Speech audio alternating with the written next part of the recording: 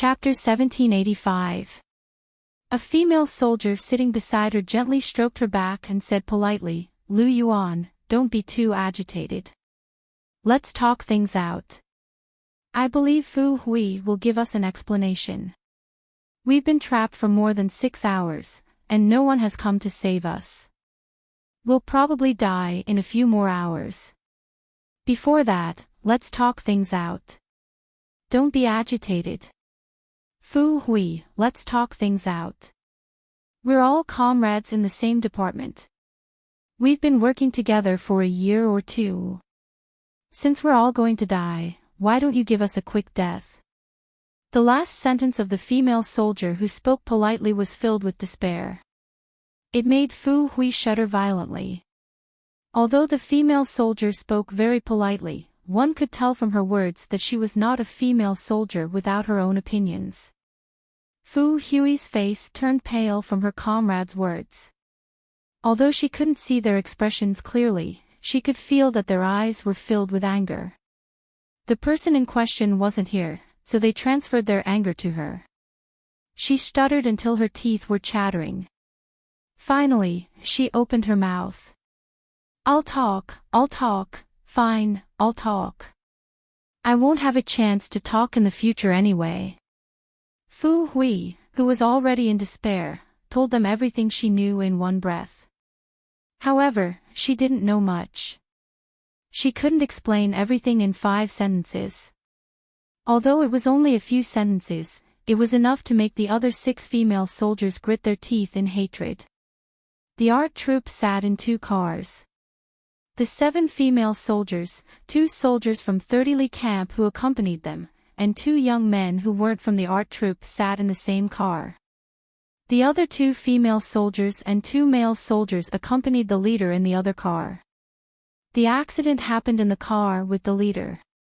Before the snow collapsed, the driver noticed something was amiss. He reacted quickly and turned the steering wheel to the inner side of the hidden line at the critical moment. He wanted to rush into the ring road to avoid the disaster. However, the snow fell too quickly. It was so fast that even though the driver made the correct decision, the entire car was still blown off the cliff by the snow. Now, the suspension of the car was supported by the front of the car that was left on the hidden line. No one knew how long the front of the car could last, and no one knew if there would be another avalanche. "Cover it tightly and put a stone behind the front wheel," the veteran from 30 Mile Barracks said very calmly. He then said optimistically to a tall man with elegant features, "Don't worry, as long as we save the people in the car, we can survive for at least 4 days with the supplies in the car. The Mappa military depot must be thinking of ways to save us now. I guess this avalanche covered a large area and sealed off all the hidden routes. They will need some time to find us here. So, don't be afraid. We'll be fine." Avalanches were common occurrences for the veterans who had been in the Northwest for nearly 10 years. This time, the snow that rushed out was not very powerful and did not directly push the entire car off the cliff. The supplies in the car were complete. There were coats, food, and fruits. As long as they had these, they could survive. If everything went well, they would be rescued by tomorrow at the latest. The man who had tied the 2 front wheels together with 2 soldiers stood up and smiled at the veteran who was comforting him. "I was really scared before, but now I'm much calmer. Then, we'll have food and warmth. Then, we'll save everyone in the car and wait for rescue." Chapter 1786. Before he set off, he was prepared to encounter an avalanche. Although he was mentally prepared, it was inevitable that he would be scared if he really encountered one. This was a normal person's normal reaction to danger. He didn't think it was shameful to say it out directly. "Hey, as a reporter, your comprehension ability is high. Reporter Chin, when you return to the capital, this will be a good article." The soldier who worked together with him also spoke with an optimistic smile. He looked at reporter Chin, who was said to be from the news department and had an indescribable temperament. Then he looked at his hands that were red because of the rope. The soldier couldn't bear to see him like this. He was originally a reporter, but he almost lost his life. But he didn't see any fear in him. He believed that he had really entered and exited the hidden line. Only people who had walked through the hidden line several times had such courage. Qin Xiu, who had temporarily become a reporter, looked at the face that was actually 1 year younger than him but looked 5 or 6 years older than him. He took the rope from the soldier's hand and said with a smile, "I'll tie it to the back of the car now. You can rest for a while." He had been to the border 4 times, but this was the first time he encountered an avalanche. Because of this, he saw the extraordinary ability of this group of car soldiers who had been walking in the life-forbidden zone for many years.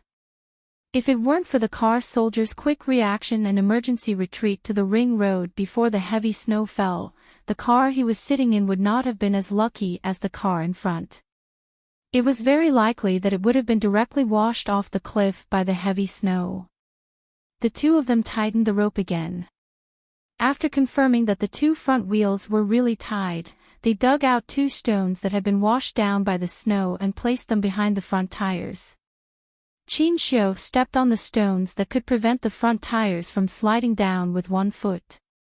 Then, he pulled up the rope and climbed through the snow that had been piled up for who knew how many years. This time, it was the first time that the snow had washed down. Qin Xiu, who couldn't walk and could only walk by crawling, spent nearly 20 minutes carefully climbing over the snow pile that would have directly slid down the cliff if he hadn't paid attention. He climbed back to the car that he was sitting in. That was fine. He walked to the back of the surprisingly quiet car and said to the female soldiers inside, "You all come down for the time being. You can't stay in the car for the time being." In order to prevent the car from sliding down again, the veteran suggested tying the front tire with a rope and then tying it to the hook of the car that was not involved in the accident. This way, the front of the car would have a strong point. The angry female soldiers in the carriage stopped quarreling. Instead, they sat quietly, suppressing the anger in their hearts. When they heard the man who had told them not to move, they raised their eyes slightly and looked at each other in the dark, but no one moved. 2 minutes later, there was still no movement in the carriage. Qin Xiu's heart suddenly sank, and he directly lifted the heavy windproof curtain. He saw the 7 female soldiers who had been screaming in fright before were sitting in the innermost seat. When they heard the movement, they all looked at him. Everyone was still there and didn't wander off. Qin Xiu, who was relieved, glanced at them coldly and said, "Get out of the car. Let's save our comrades in the car in front." "What's the point of saving them? They'll die anyway. Save your strength for writing your last words." The female soldier named Lu Yuan was angry as soon as she opened her mouth. Her words were also extremely harsh. "Save your strength too. Don't write any news articles. You're accompanying the daughter of a high-ranking official to look for people. You're going to lose your life here. Why do you care about saving people?" Chapter 1787. Qin Xiu could not help but frown at their harsh and cold voices. He did not care who they were targeting. He only cared about saving people. "Get out of the car. Don't make me repeat myself." Qin Xiu did not like to talk too much. He did not like to repeat the same thing over and over again. Although there was a group of female soldiers in front of him, they would not make him change his principle of doing things. The man's voice was very cold. It was completely different from his usual elegance when he was chatting with them. The 7 female soldiers gritted their teeth and unwillingly bent their backs as they got out of the car. It was all snowy outside, casting shadows on them. Looking at the 7 frightened female soldiers, Qin Xiu's gaze swept across them one by one. "Now is not the time to throw a tantrum. Listening to your grievances, I believe that none of you really want to give up your lives. Now, only our car is safe. The car in front is in danger. Your comrades, leaders, and the soldiers who accompanied you are in the car. No matter who you are targeting now, as soldiers, shouldn't you put aside your prejudices and get through this together? Although you are all soldiers of the arts, you have the courage to choose to go to the outpost to comfort the soldiers at the grassroots level. It shows that you are a group of courageous female soldiers. Since you always remember that you are a soldier, I believe that you will remember the responsibilities that a soldier should bear. There was no reprimand or criticism. There was only gentle and elegant persuasion. It made the 7 female soldiers' expressions soften. You have said all the great principles. If we don't cooperate, we will be letting down the military uniform that we are wearing. You are indeed from the news department. You are so eloquent. There is no justice in this world. Someone almost harmed us. In the end, we still have to save the person who harmed us. Qin Xiu heard the soft mutterings of the female soldiers. He only heard them and did not say anything else. His gaze landed on one of the female soldiers named Wei Jiyue. After the incident, he jumped out of the car to ask about the female soldier situation. It was Wei Jiyue who stood out to answer him. Although she was trembling in fear at that time, she could still maintain a sense of calmness and communicate with him. It showed that she had her own opinions and was also the leader of this group of female soldiers. Wei Jiyue was a female soldier who spoke gently but hit the nail on the head. After receiving Qin Xiu's gaze, she stepped forward and said, "What do you want us to do? Just say it. Take a shovel and shovel the snow on our car. The more the better. You also need to pat the snow to increase the weight of the car. 2 more female soldiers who are braver and follow me to the car. You are light. You need to climb to the car." This was really not good news. Although they were cursing the guy who almost made them lose face, when they heard that there was no movement from their comrades in the car in front of them, their hearts tightened. 6 hours had passed since the avalanche. It took them nearly 5 hours to find the position of the car in front. Now, another hour had passed. There was still no one in the car in front. Could it be that all of them were in trouble? No one cared that they were tricked. They quickly acted according to Qin Xiu's instructions. They did not want to die here. Since no one came to rescue them, they could only save themselves. Chapter 1788. The female soldiers, Lu Yuan and Wei Jiyue, took the initiative to stand out. They followed Qin Xiu to the car in front to help.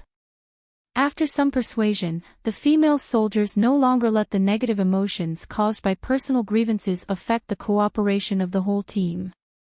The snow shovels are in the car. Leave one person to stand guard and pay attention to the surrounding situation at all times. Especially at the top of the mountain. Once you find that the snow is loose, immediately run to the Huanbao Road.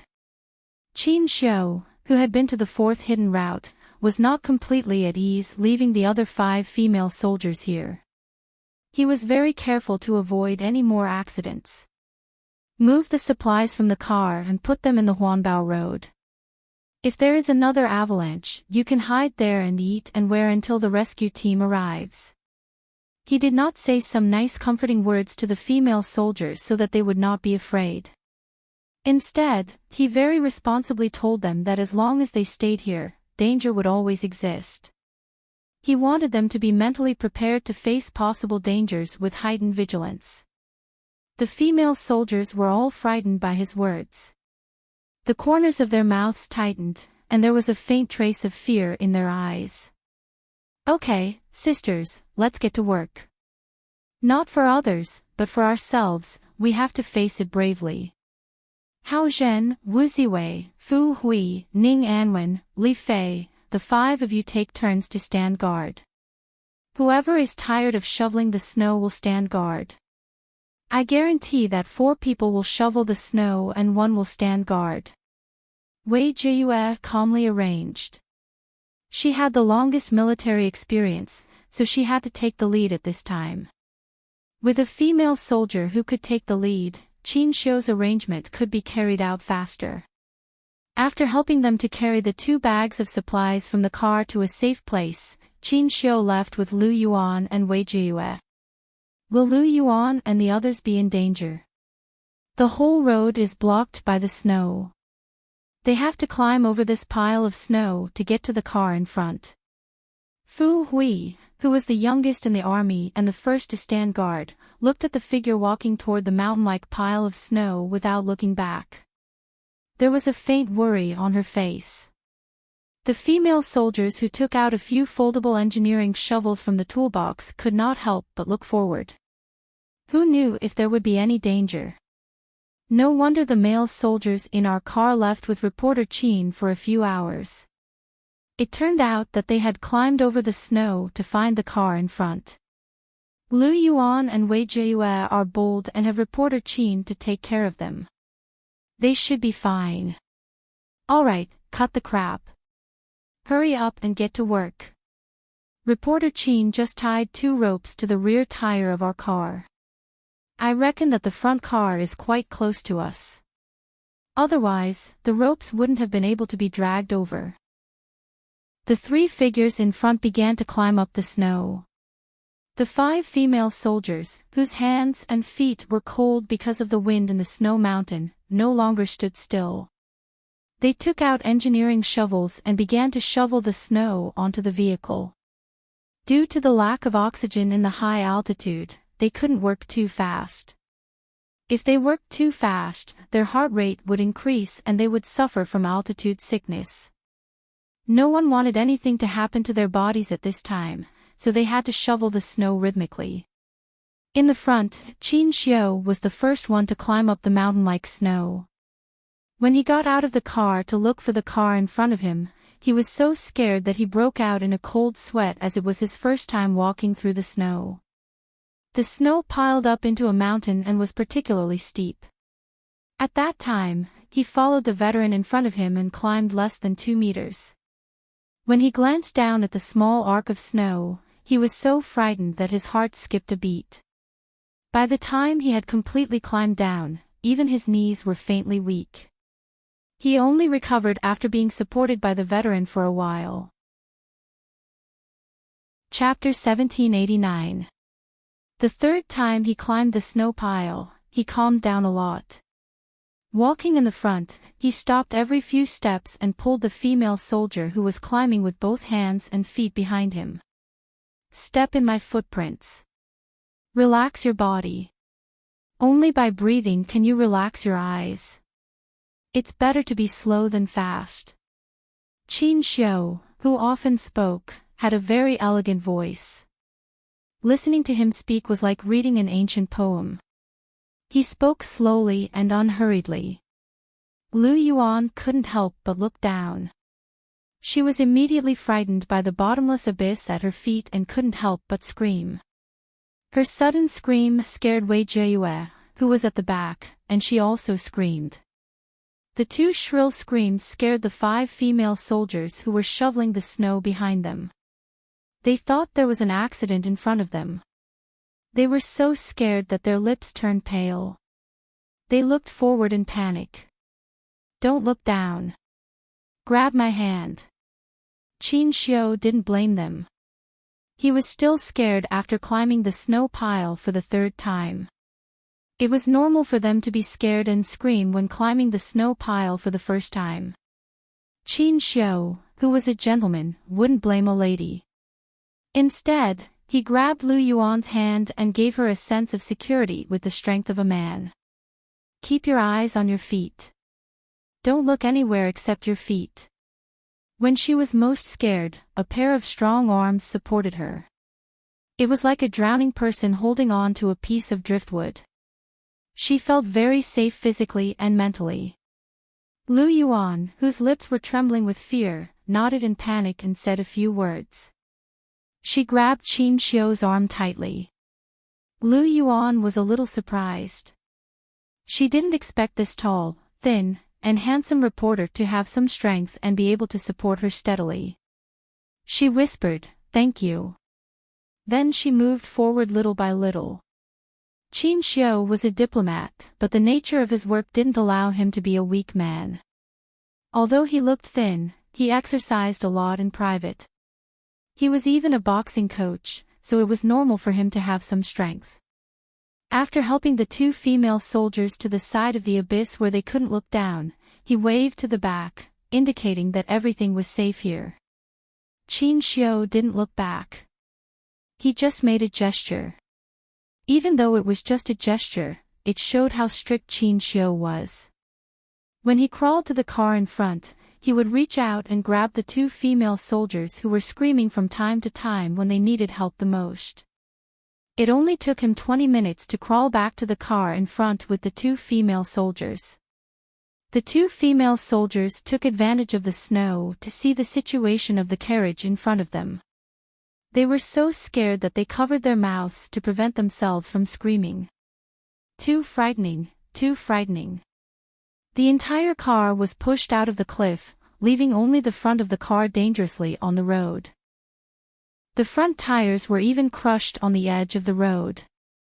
They knew that something had happened to the car in front, but they didn't expect it to be so dangerous. Save himself. How could he save himself in such a situation? The two female soldiers looked at reporter Qin, who had brought them over with a panicked expression, and then looked at the veteran soldiers sent by 30 Li barracks to escort them. What should they do? 7 hours after they lost contact with the art troupe, a ray of white light suddenly shone from the top of the tall pile of snow. It happened to refract onto a pile of snow, and was seen by one of the female soldiers who was shoveling snow into a vehicle. "Aw, aw, aw, aw. We're here, we're here." The female art troupe trained their voices. When the "aw, aw, aw" sound came, Yi Qian, who was crawling at the front, heard it immediately. Chapter 1790. She stopped in her tracks and slowly retracted her body that was about to climb up. She carefully turned her head and said, "I can already hear their voices. It doesn't sound like they're injured. Their situation might be a lot better than we thought. They could still scream, so they didn't suffer from altitude sickness." The members of the Snowfield Brigade who were following behind also heard the female soldiers' screams.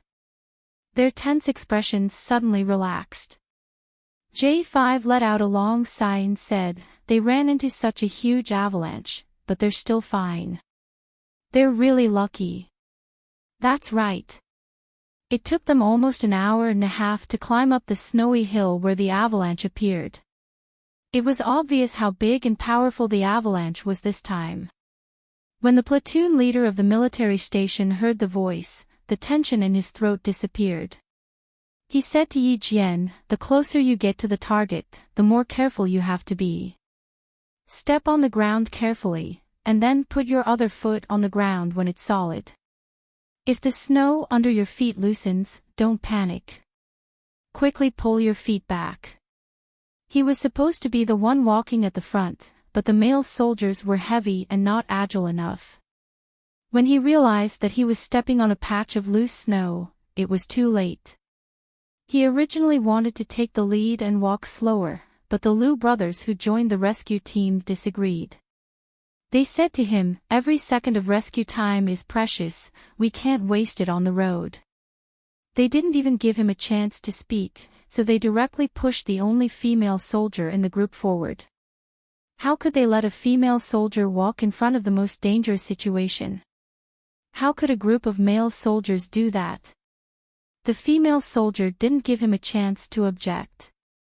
She took the rope and walked to the front without saying a word. They walked for almost an hour and a half. Along the way, he asked for a change of people several times, but the man who spoke like the instructor in their regiment smiled and said, it's fine. Let her get some practice. This kind of opportunity is hard to come by." He wanted to persuade the other Liu brothers to stand on his side, but no one said anything. They just smiled and looked at the female soldier walking in front of them. He really didn't understand how they interacted with each other. It was definitely not true that they didn't love their comrades. He could feel their love and care for the female soldier from their eyes and words, but he couldn't understand what they were doing. He had an indescribable feeling in his heart when he let a female soldier take the lead while braving the danger. J5, who was walking behind Yi Qian, pulled on the rope they were holding and said to Yi Qian, "Check the buckles on your waist again. We're not in a hurry since we're already in front. The closer we get to the end, the more stable we have to be." For nearly an hour and a half, the female soldier Yi Qian's performance was quite good. She was not afraid because she was walking in front, nor did she have the slightest intention of retreating. She kept leading the male soldiers forward, and even turned her head to remind the male soldiers to watch their steps. Very good, her fearless attitude in the face of danger was better than they had imagined. After the inspection, Yi Qian gave the J5 an OK sign. With the stars above her head and the white snow beneath her feet, she fearlessly walked towards the female soldier who was crying tears of joy. When the 5 female soldiers saw so many reinforcements arriving all of a sudden, they cried so hard that their eyes twitched. When Yi Qian walked over, Fu Hui, who was the youngest in the army and usually received the most care, immediately rushed into Yi Qian's arms. Chapter 1791. Yi Qian, who was very close to the female soldiers, wanted to untie the rope around his waist before comforting them. However, he did not expect that one of the female soldiers would jump at him. "I'll leave them to you, Yi Qian." At this moment, J5 reacted very quickly. He quickly untied the rope with his right hand and nimbly jumped to the side. He handed the 5 crying female soldiers to Yi Qian and said kindly, "You guys talk to her. If you have anything to say, say it to her. You guys will have something in common. Leave the rest to us male soldiers. You guys rest. Have a good rest. My comrade, stay with them. Just look at them and you'll know they're scared out of their wits. Comfort them well." He looked as if he was afraid that the female soldiers would jump at him and he quickly ran away. His actions were fast, but his comrades from the Snowfield Brigade were just as fast. They did not have any experience in comforting crying female soldiers. They were all like rough men. Who knew how to comfort the female soldiers? When they saw Yi Qian being hugged by a performing arts soldier and standing stiffly. Oh my God, just looking at that posture made their scalps tingle. They would leave the matter of comforting the crying female soldiers to Yi Qian. Luckily, they had Yi Qian. Otherwise, they would have a lot to worry about. A group of fearless soldiers who did not even blink when bullets flew past them were helpless in the face of the wailing performing arts soldiers. They had no choice. They were a group of generals without an army. They did not have the ability to coax girls. Yi Qian, who was having a headache, finally untied the rope. Her hands and legs were a little stiff. She took a few deep breaths before she raised her hand and gently patted the female soldier who jumped into her arms. If you're too emotional, your breathing rate will increase and you will need to take in more oxygen. There's not enough oxygen in Mazadaban. If you continue crying, I'm afraid you'll have altitude sickness. In serious cases, you'll have chest tightness, tinnitus, difficulty breathing, and life-threatening complications. So, calm down. You can go to the side and rest for a while. Leave the rest to us. As a science student, Yi Qian calmly comforted her and explained the possible consequences if she continued to be so agitated. Fu Hui, who was in her arms, burped loudly. She raised her head pitifully and looked at the female soldier who came to rescue her. "You must be a military doctor. Hurry up and take a look at me. My chest is a little tight now." Yi Qian did not push the female soldier away immediately. Her body was trembling. It was obvious how scared she was. Your chest is tight because you cried too much just now. Also, wipe your tears away, or they will freeze on your face. Even though the other 4 female soldiers were crying, Yi Qian accompanied them to the inner side of the ring road where the supplies were piled up. At this moment, they finally found their backbone and a sense of security. The range of the avalanche was too large, and there was also a snowstorm earlier, which caused the rescue time to be extended. Now that we see that you are all fine, we are relieved. Yi Qian helped Fu Hui, who was gasping for oxygen, to sit down. She spoke very slowly and calmly to them. There are a total of 20 people, and now there are only 5 of you. Can you tell me the situation?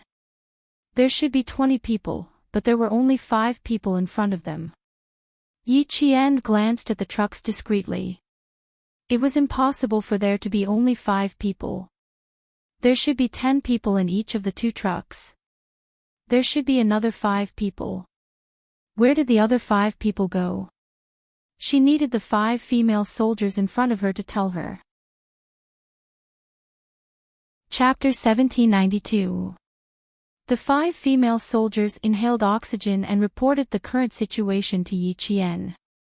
2 minutes later, Yi Qian walked to the male soldiers who were investigating the situation nearby. 2 reporters, 12 cultural soldiers, 2 leaders of the rescue command, 2 motorized soldiers, and 2 veterans. A total of 20 people. There are 7 female soldiers, a reporter surnamed Sheen, an automobile soldier, and a driver in 1 car. The 10 people in the car are all safe. The other 4 cultural soldiers, 2 men and 2 women, 2 leaders, 1 reporter, and 3 soldiers from 30 Mile Camp were in the front car. The accident happened to the front car. Half an hour ago, the reporter surnamed Sheen came and left with 2 female soldiers. They have already found the front car. It's behind the pile of snow. We have to rush there immediately. When the squad leader of the military station heard this, his heart was in his throat. We have to hurry. We have to hurry. You stay with them. We'll go there immediately. Yi Qian shook his head. Squad leader, I have to go with you. The reporter surnamed Sheen came back to take 2 female soldiers away. It's very likely that there's something that only female soldiers can help with. So, you're the only one who can stay to take care of them. I agree with your analysis and your point of view. Squad leader, you stay to take care of the female soldiers. Leave the rest to us. J5 made the decision. There was no way to change it. Li Jinyan bent down to lift the rope tied to the wheel. Then, he walked to the back of the car and picked up the shovel that was thrown into the snow. As if he thought of something, he jumped up and grabbed the end of the car with both hands. He looked up and saw the snow on the inside of the car. After he finished his inspection, he walked over and waited for J5 to finish speaking. The front car is in trouble. It's very likely that it was pushed out of the Tibetan line by the snow. We have to rush there as soon as possible. Then, he told them what he saw. What do you think of my speculation? Without Xia Jinyuan in the team, Li Jinyan was actually the team leader here. However, J5 had experience in highland travel.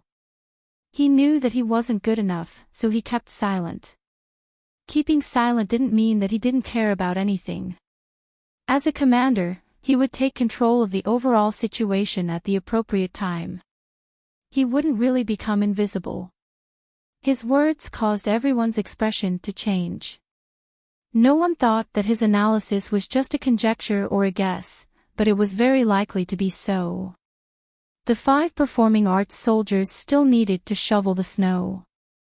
This time, Li Jinyan, the class leader, the 3rd-rank soldier driving the car, and a soldier from the military station all stayed behind.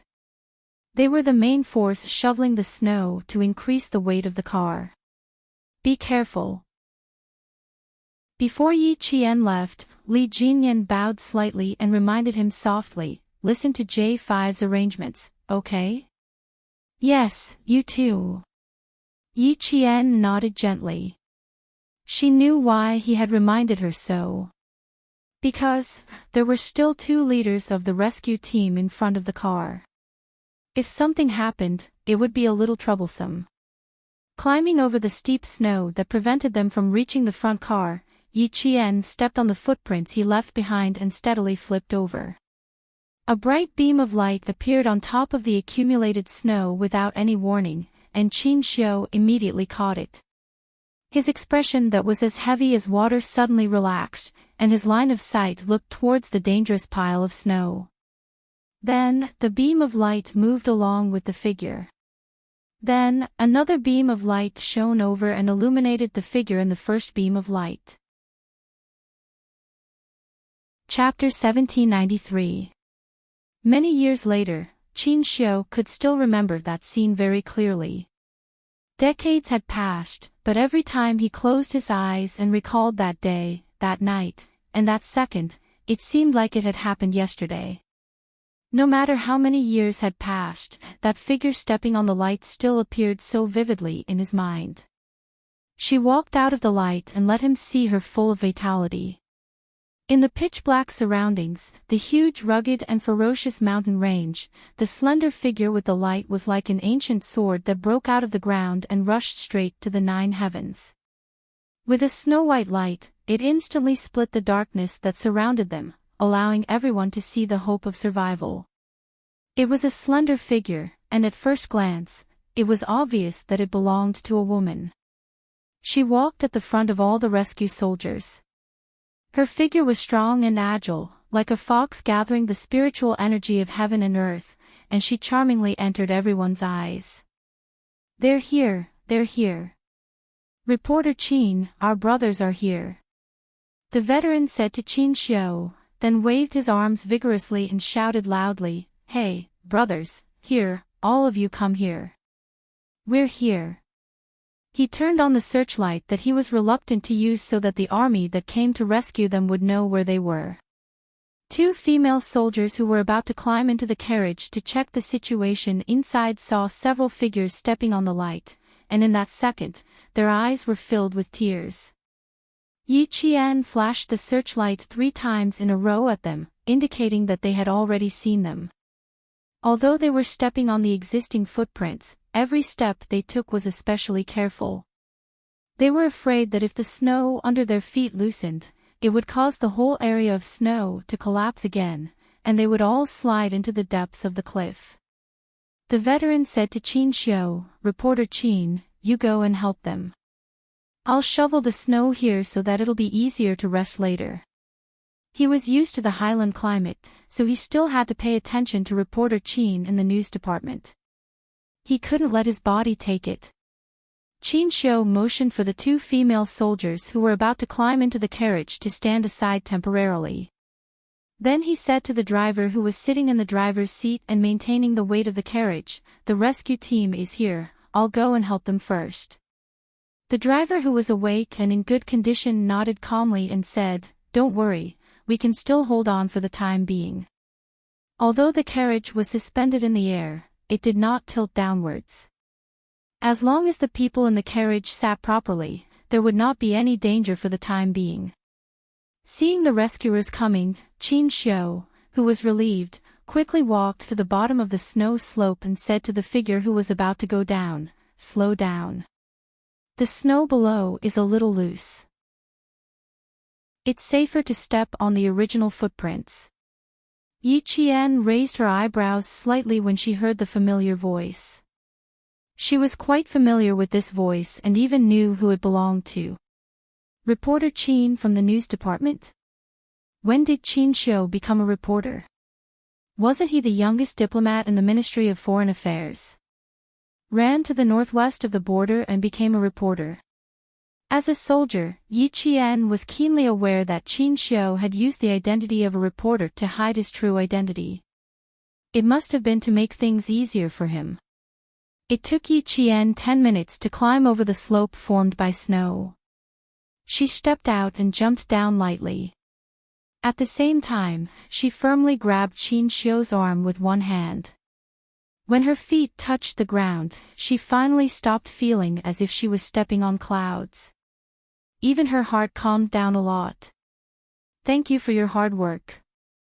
Qin Xiu used his other hand to grab Yi Qian's arm. This was a female soldier who was brave enough to join the rescue operation. It's a little slippery under the ice. Be careful. Chapter 1794. He didn't immediately recognize Yi Qian. It wasn't until Yi Qian said, "Thank you. I'm sorry we're late." Qin Xiu couldn't hide the astonishment on his face. He could tell that the figure coming out of the light was a female soldier. Standing in the middle of the huge craggy mountain, she gave him a unique and cold and arrogant visual impression. All of a sudden, the image fiercely crashed into his heart, making his mind tremble. They had never met before, but his heart trembled. This was something he had never experienced before. Then, her voice suddenly came. It was so familiar. It was so familiar that he knew who she was even before she finished speaking. Walking out of the light, splitting the darkness apart. It was so sudden that it knocked on his heart. "Yi Qian," he said in a low voice. His elegant voice had a touch of imperceptible gentleness. "Why are you here?" So it was her. She was the girl he had first met in the southern province that year. Later, she was the one who had led him to his uncle's office with a poor sense of direction. Later on, she had accompanied the leader to Pakistan for a visit. Because of the staff's mistake, they had only prepared one set of uniform for her. When he found out, he had wanted to put in a few good words for the staff. At that time, he had told her, "Preparing an extra set is a responsibility for your work." The smart girl had immediately understood and stopped talking.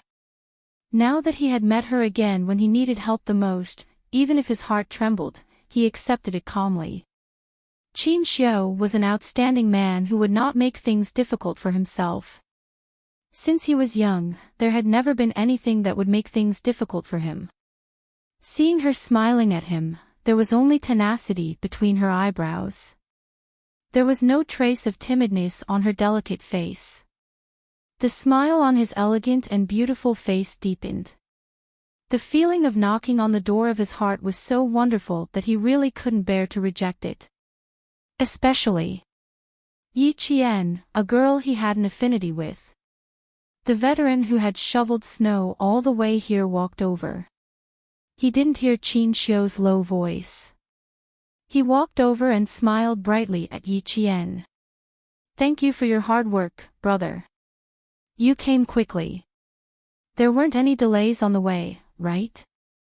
I thought you'd arrive tomorrow at the earliest.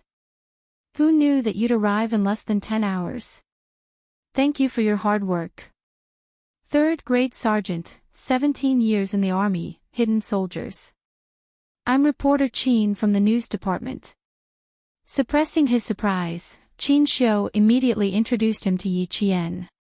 At the same time, he told Yi Qian about his current identity so that Yi Qian, who knew his true identity, wouldn't reveal it. They were pressed for time. Once everyone was gathered, they would have to start the rescue operation immediately. Therefore, they had to speak quickly. When Yi Qian heard this, he lightly nodded in understanding. Earlier, she had guessed that Qin Xiu might be hiding his true identity to make it easier for him to do things. Now, she was even more certain.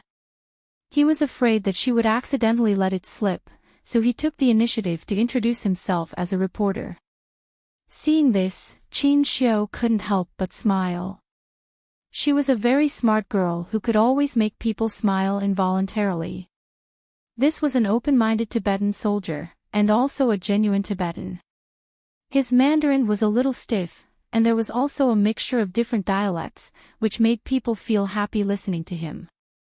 Looking at this Tibetan soldier who wasn't affected by the avalanche and was instead grateful, Yi Qian, who was in awe, saluted him. you're the ones who have worked hard.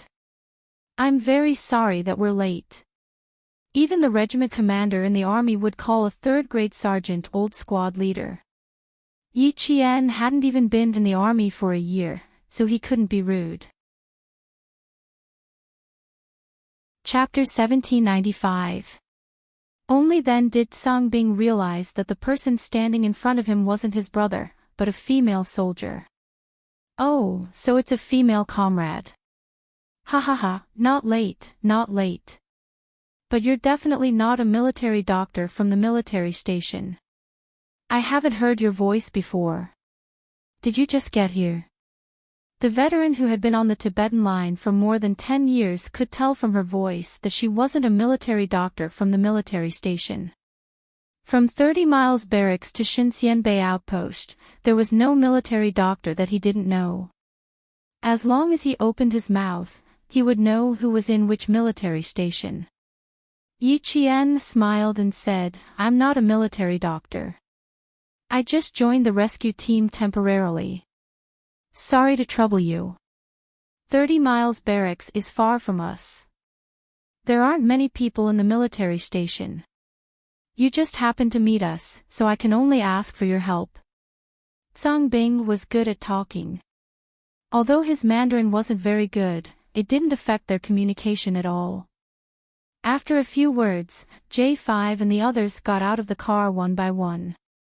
Under the light of the lights, Song Bing could tell that these brothers weren't from any military station. He didn't need to ask for confirmation. He could tell just by looking at their skin color.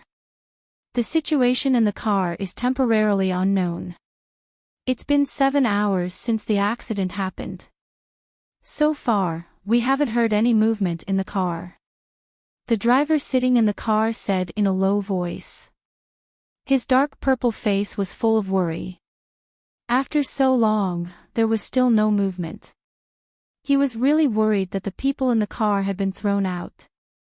Qin Xiu stood beside Yi Qian the whole time and said softly, there's been no movement for 7 hours. I'm starting to suspect that they've all been thrown out of the car. But it's also possible that the veterans in the car ordered them to stay put for the time being and wait until dawn. There were also 10 people in the car in front. 30 Miles Barracks had arranged for an experienced driver and 2 veterans who often went on the Tibetan line. If they weren't thrown out of the car, then they were temporarily comforted by the veterans, or they were still unconscious. Fainting for 7 hours wasn't very likely. Lu Yuan and Wei Jiyue immediately relaxed. Previously, reporter Qin had asked them to hold the edge of the car so that the whole car could be moved to the inside of the car to observe the situation. They had nodded because they had no choice but to do so in a situation where there was no rescue. Now, there were several rescue personnel, including a female soldier, so they didn't need to climb into the car to observe the situation. We need to confirm if the rear panel of the carriage is loose or damaged before we drag the entire carriage up. In the plan to hide the soldiers, there was still a need for them to climb into the carriages for inspection. The 2 female soldiers who had just heaved a sigh of relief were now on tenterhooks again. It couldn't be them again, right? His gaze fell on the female soldier who came with the male soldier. If someone really had to go up, they would probably let this female soldier go. Yi Qian could not ignore the fearful gazes that swept past him from time to time. Both J5 and Qin Xiu thought they should send people to check the carriage first. Before that, Qin Xiu planned to let the 2 female soldiers take the risk. Yi Qian guessed why the 2 female soldiers were so scared. When the 2 of them carefully looked over again, Yi Qian looked up and gave them a reassuring smile, telling them not to think too much and to leave the rescue to them. Looking at their pale faces and frozen limbs, it was already pretty good that they could still maintain a bit of calmness to save themselves after suffering such a great shock. Chapter 1796. Lu Yuan didn't expect to be caught looking at them. She hurriedly revealed an embarrassed smile. When Yi Qian stopped looking at her, she whispered to Wei Jiyue, who was also embarrassed, Why do I feel like that female soldier seems to know that we are afraid of climbing into the carriage? Why else would she smile at us? She must have found out, so she smiled at us and told us to relax. Wei Jiayue lowered her head as she spoke. She was extremely cold, so she tightened her thick winter clothing. She deliberately avoided Yi Qian's gaze and turned her body slightly. Don't be too embarrassing. We have to agree to whatever they want us to do later. Trust me, with them around, they definitely won't let us do dangerous work. They were all female soldiers, so they couldn't be too embarrassing. No one paid attention to what they were whispering to each other. They gathered together to quickly discuss the best rescue plan. While shoveling the snow, rescue them at the same time. When the ice on the road has been removed, if there are still people trapped in the carriage, start the tow truck. In less than 2 minutes, the best rescue plan was finalized. Originally, Qin Xiu and the Tibetan soldiers had discussed picking up the people in the carriages one by one. Now, they maintained his rescue plan and sped up the shovel truck so that the tow truck could start dragging the carriage in front back onto the road. However, because the two carriages were separated by a small mountain of snow, the safest method was to first pick up the people trapped in the carriages one by one and then carry out the towing operation. However, even if they rescued the people one by one before towing the carriages, they still had to check the situation in the carriages first. Only the light and agile female soldiers were suitable for the male soldiers' weight. There was no need for the two artistic women to take the risk. J5 directly said to Yi Qian, "You are light. Fasten the rope around your waist. We will pull you. Climb over the roof of the carriage and enter the carriage to check the situation." Just as Wei Jiayue said, the rescue team had already arrived. How could they let the two female soldiers who had been trapped for 7 hours under -20 to -30 degrees Celsius enter the carriage? After fastening the rope around his waist and putting on a sturdy rescue rope, Yi Qian gave an "okay" sign to his comrades. Without any fear, he placed his hands on the top of the carriage and climbed up easily. The driver in the car said, "If the car shakes, I will tell you immediately. Don't hesitate, get out of the car immediately." So far, there was no movement in the cabin. The glass in the cabin was frozen.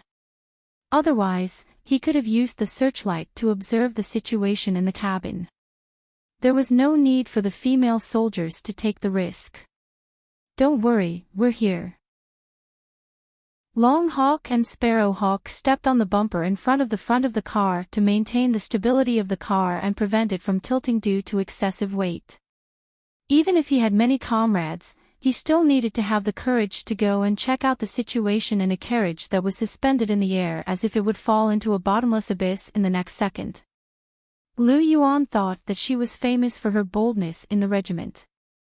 However, when she saw the female soldier, whose eyebrows and eyes were exceptionally exquisite, climb up, she immediately raised her hand to cover her eyes, not daring to look directly at her.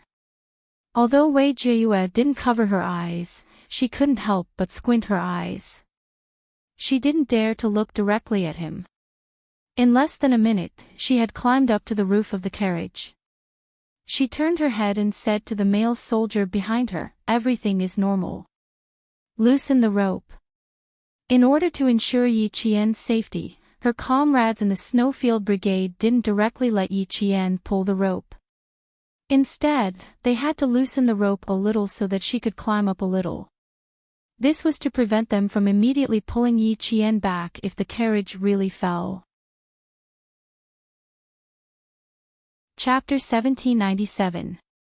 Loosen the rope. Loosen the rope. Long Eagle, who was staring at Yi Qian's figure, spoke without turning back. J5 and the others immediately loosened the rope a little to allow Yi Qian to move forward.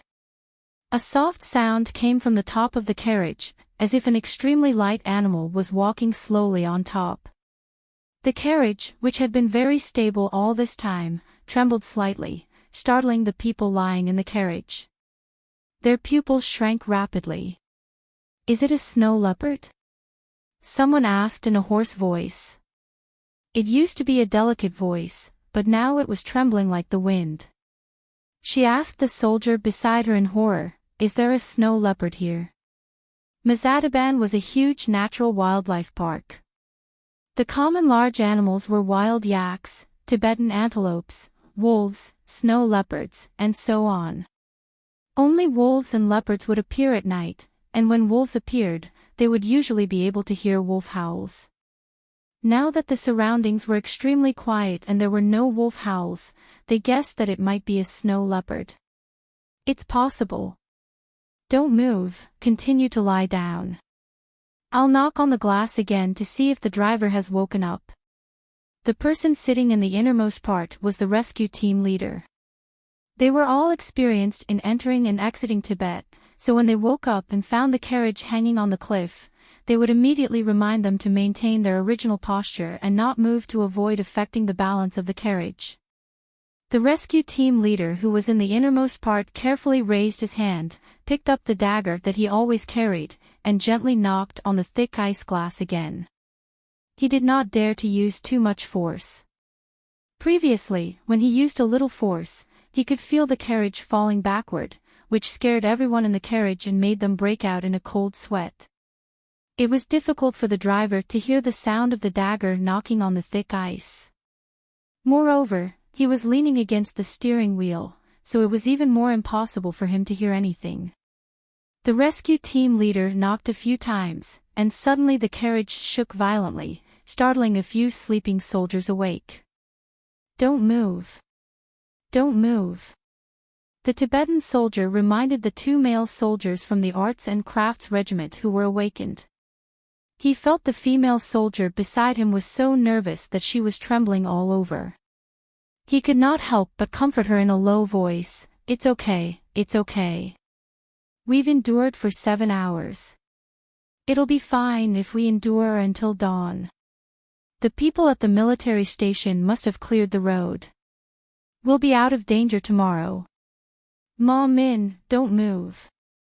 Stay by Brother Gonga's side."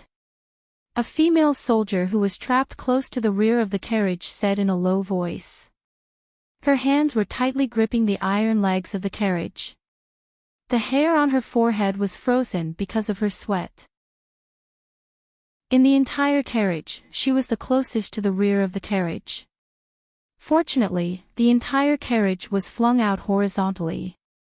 She hit the other side of the carriage and slammed back into the carriage.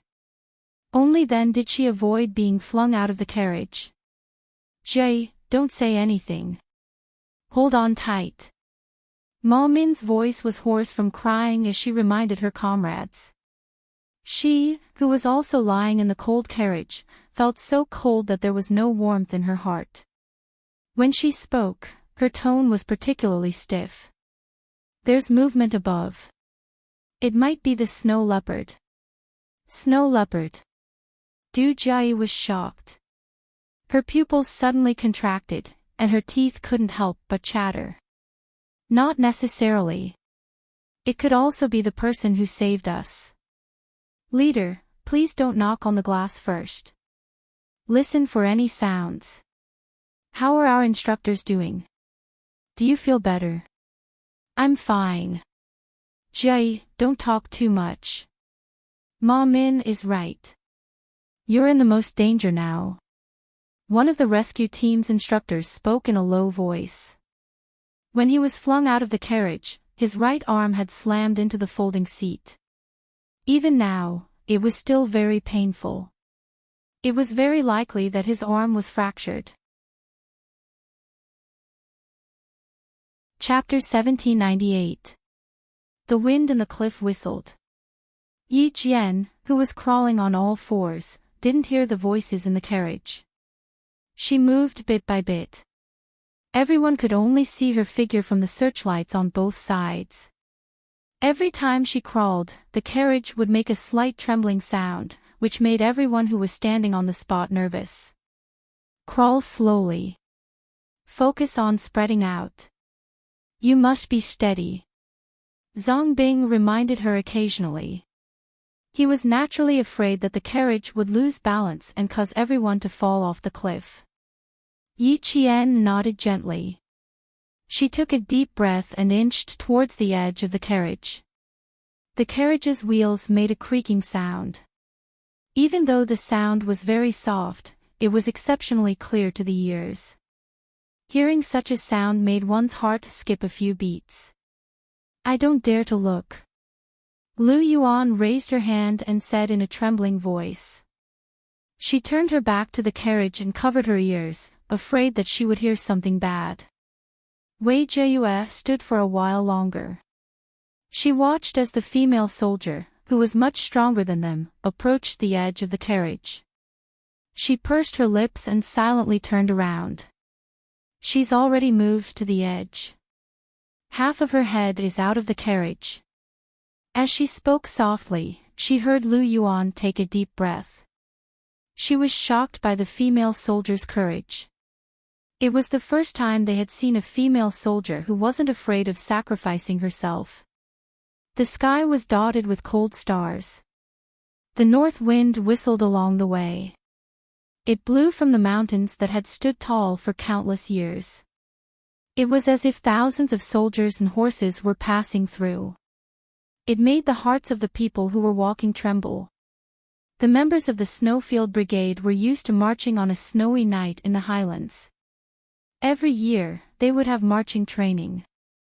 They would set off at dawn and walk until dawn the next day. They would only take a short break before setting off again. This time, the patrol plane even sent them to the Kuta military station. When the station found out that they were on a rescue mission, they were so happy that they immediately sent a truck. After waiting for 3 hours, they jumped onto the truck. They didn't need a car to guide them. Xia Jinyuan drove them directly to Mazadaban. Only our Q King would dare to drive at this speed, and only we would dare to sit in it. Han Zheng, whose body was so bumpy that he looked like he was sitting on a spring, shook his head as he spoke. He maintained an inexplicable smile as he communicated with his comrades. G3 glanced at him a few times. Every time he wanted to ask him why he was smiling so smugly, he would patiently endure it when he saw Z7's look of waiting for him to ask. The strange smile on Z7's face started when Q King found out about the name list of the members of the Arts and Crafts Department. In that case, the reason for his infuriating smile was because of this name list. Could it be that there was a female soldier he liked in the Arts and Crafts Regiment? Was that why he was laughing the whole way? This was a possibility. As such, G3 simply stopped asking. He was the only one in the entire car who had confirmed their relationship and was planning to get married next year. The rest were all single. Q King did not choose anyone who was married or had a partner.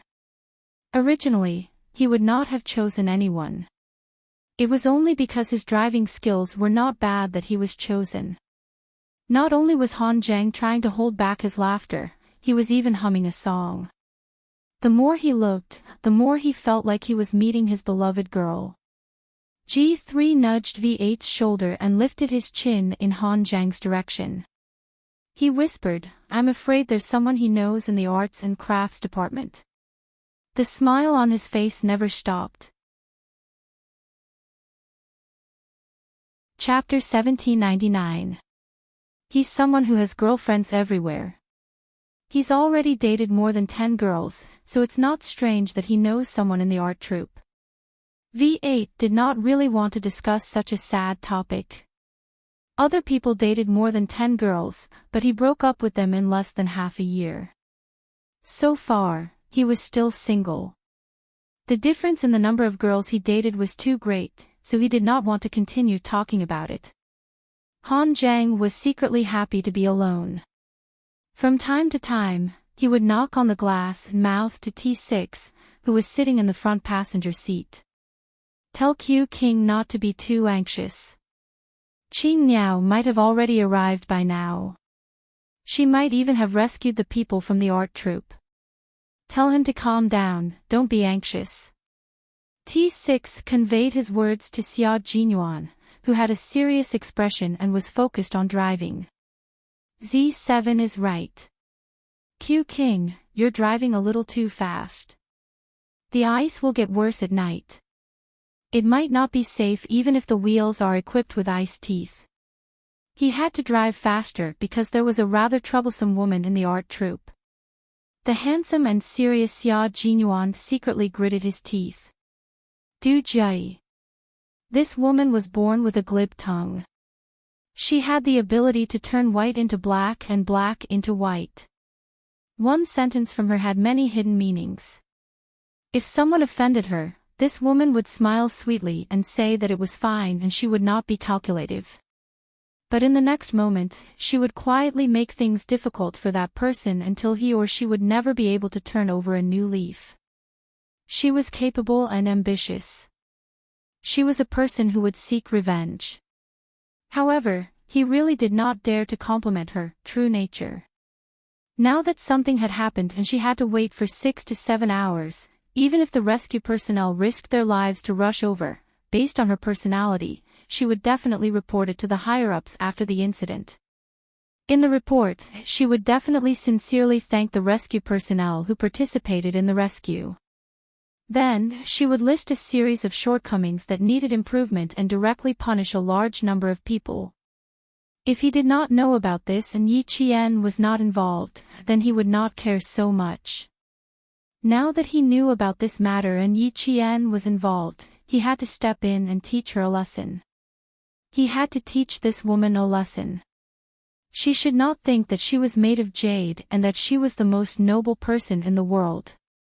Xia Jinyuan stepped on the accelerator a little more and said to V8 in a low voice, "There's a very troublesome person in the art troupe. She doesn't care about the lives of others, but she's very protective of her own life. The rescuers risked their lives to save her, but in the end, they still have to take the risk of being punished by her. I have to go over and take care of the situation. I don't want to get Qing Miao involved." As soon as he said this, V8's eyes immediately turned cold. Biting the hand that feeds you. That's right. That's the guy. Xia Jinyuan smirked coldly. This guy just happened to have the surname Du. The Du family and family Xia had never been on good terms, but they had a close relationship with the former Mrs. Xia who abandoned her husband and children in pursuit of love. Yi Qian did not expect to rescue a snake beauty. She climbed into the car and turned on the lights. When she lowered her head and looked into the car, the lights on the windbreaker hat shone into the car first. Then, she heard countless voices coming from the car. The clearest sound was a woman's delicate voice coming from below her head. "Everyone is here. Our instructor's arm is fractured. Please think of a way to save our instructor first." This was the first time Yi Qian and Du Jie met. Before they even met, Yi Qian could already tell that Du Jie was a difficult person to get along with. Chapter 1800. Although her voice was delicate, there was a hint of questioning in it. She didn't even have the basic courtesy, as if everything that others did was natural. Having lived 2 lives, Yi Qian's mind was naturally sharper than others. In addition, she had lived carefully in the eyes of others in her previous life. She could distinguish what kind of words others said and what kind of tone they used. Even though this trapped female soldier had taken the initiative to ask to save the instructor who needed saving the most, Yi Qian could tell from her faint impatience that this was a female soldier who knew how to express herself. Is it true that other than the instructor who has a suspected fracture, the rest of the people don't have any obvious external injuries or pain? Yi Qian didn't answer her question, but confirmed it again. She needed to know the exact situation in the carriage, so much so that she needed to know everyone's condition. Du Jie, who had lost all feeling in her hands, began to call out names on instinct. She said, "Instructor, when I call out a person's name, I ask him to tell the rescue team outside if he has any problems. This way, The people outside can confirm that we are fine, so that they can start the rescue as soon as possible." When Yi Qian heard this, her brows furrowed slightly. This female soldier's words were really unpleasant to hear. Her words were sarcastic, and there was a hidden meaning behind them. Her rough words didn't sound like there was a problem, but when you thought about it carefully, there was a big problem. The situation was urgent. The carriage was suspended in the air, there was no telling if there would be more avalanches, and the instructor was injured. Everyone desperately wanted to be rescued, but the rescue team didn't do it immediately. They had to call out names to confirm everyone's condition. What kind of rescue was this? This was called delaying.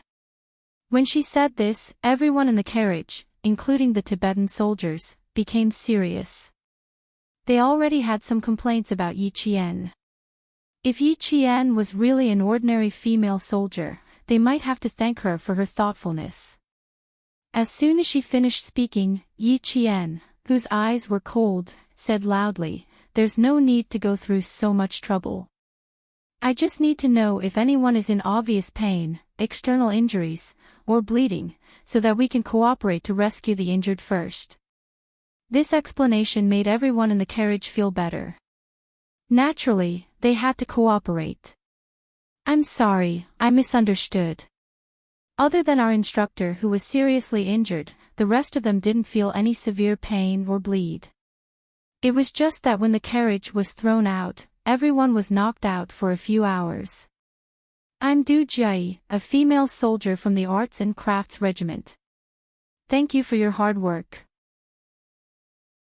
Du Jie immediately apologized, and very cooperatively summarized the situation in the carriage in one sentence.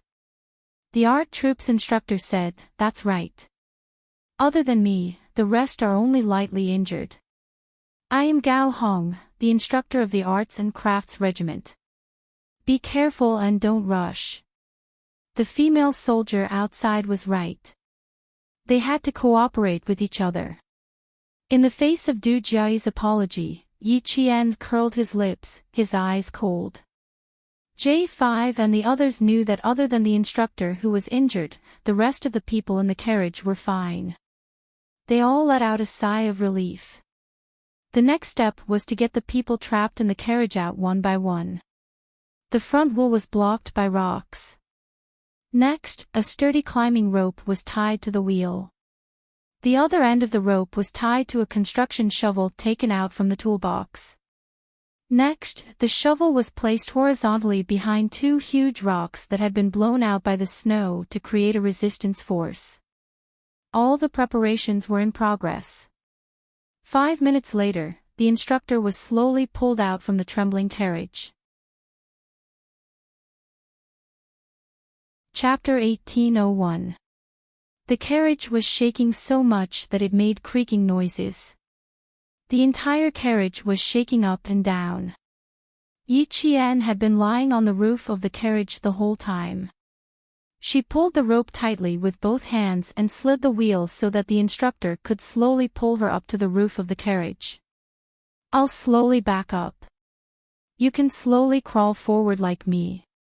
At this moment, the usually calm Yi Qian was slowly being pulled up by the rope as the instructor held on to the edge of the carriage with both hands.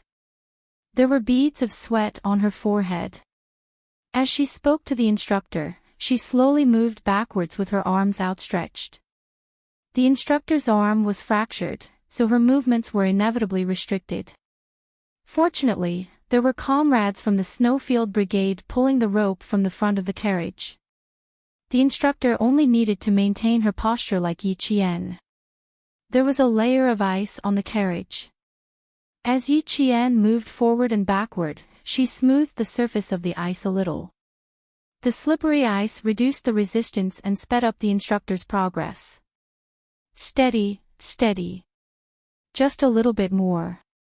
Just a little bit more." Yi Qian retreated to the junction between the carriage and the front of the carriage. She pulled her arms back and tightened the rope around the instructor. After working together with her comrades for about 15 minutes, they finally succeeded in rescuing the first trapped person. As long as they successfully rescued the first person, it meant that this method worked.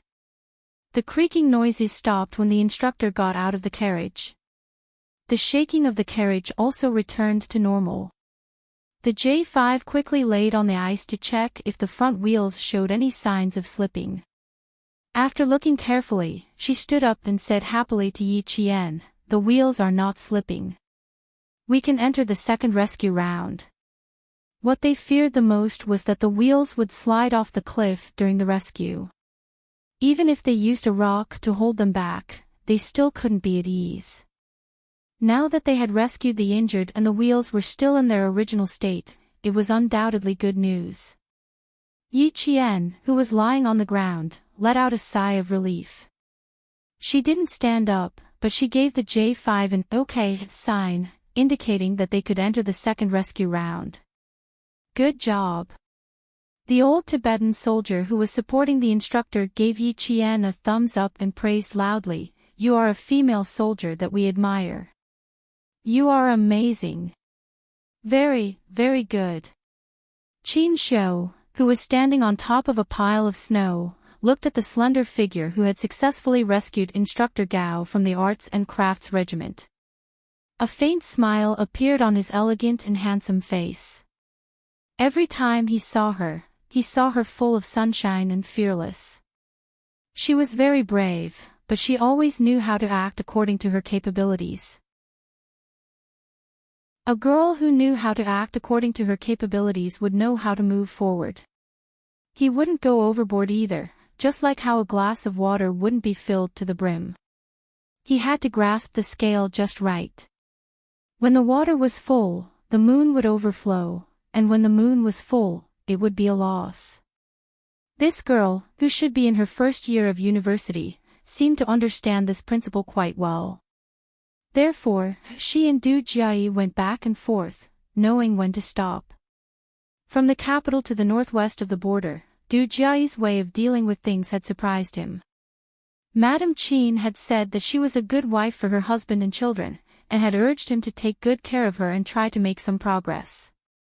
He took Madame Qin's words to heart. For people like them, they didn't marry the person they loved, but a wife who would be helpful to the whole family. Along the way, her calm and collected demeanor had made those dissatisfied soldiers suffer losses again and again. It was as if they had to suffer in silence, unable to voice out their bitterness. She had only used a few taels to achieve 1,000 caddies, and the leaders of the rescue construction approved of her.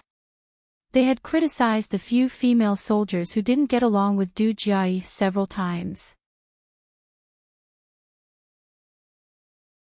Chapter 1802. From this, he could see Du Jiayi's methods. Just like what Mrs. Qin said, the second daughter of the Du family was indeed suitable to be a wife. But in the end, such a capable person met Yi Qian and was suppressed with just a few words. This was the first time he heard her take the initiative to apologize and admit her mistake in front of the leader. From this, it could be seen that not only was Yi Qian meticulous, but he was also very strict.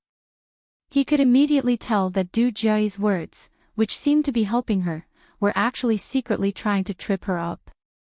When she heard Du Jiayi's apology, she didn't say anything like, "It's okay." Instead, she just smiled and remained silent. This was to tell Du Jiayi that she didn't want to make a fuss about it, so please behave yourself. Using silence to reply was far more effective in intimidating Du Jiayi than speaking.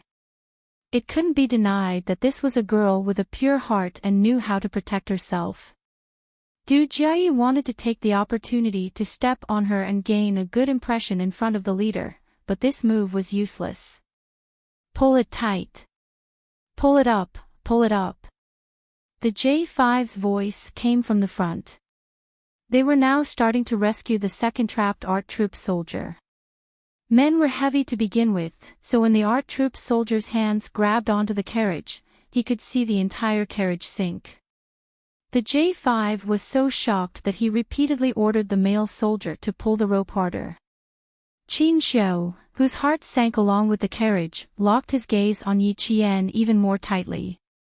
His thin lips, which had always held a gentle smile, were pursed into a straight line, exuding a coldness comparable to frost. His gaze was locked on Yi Qian, but he didn't realize that the danger he was facing was no less than Yi Qian. The pile of snow that Qin Xiu was standing on was the pile of snow that everyone was trembling with fear when they walked past it. He was in charge of the front carriage. Once the carriage in front started to slide, he would immediately tell the carriage behind to retreat and pull the front carriage tightly. Standing here was equivalent to standing on the edge of a cliff.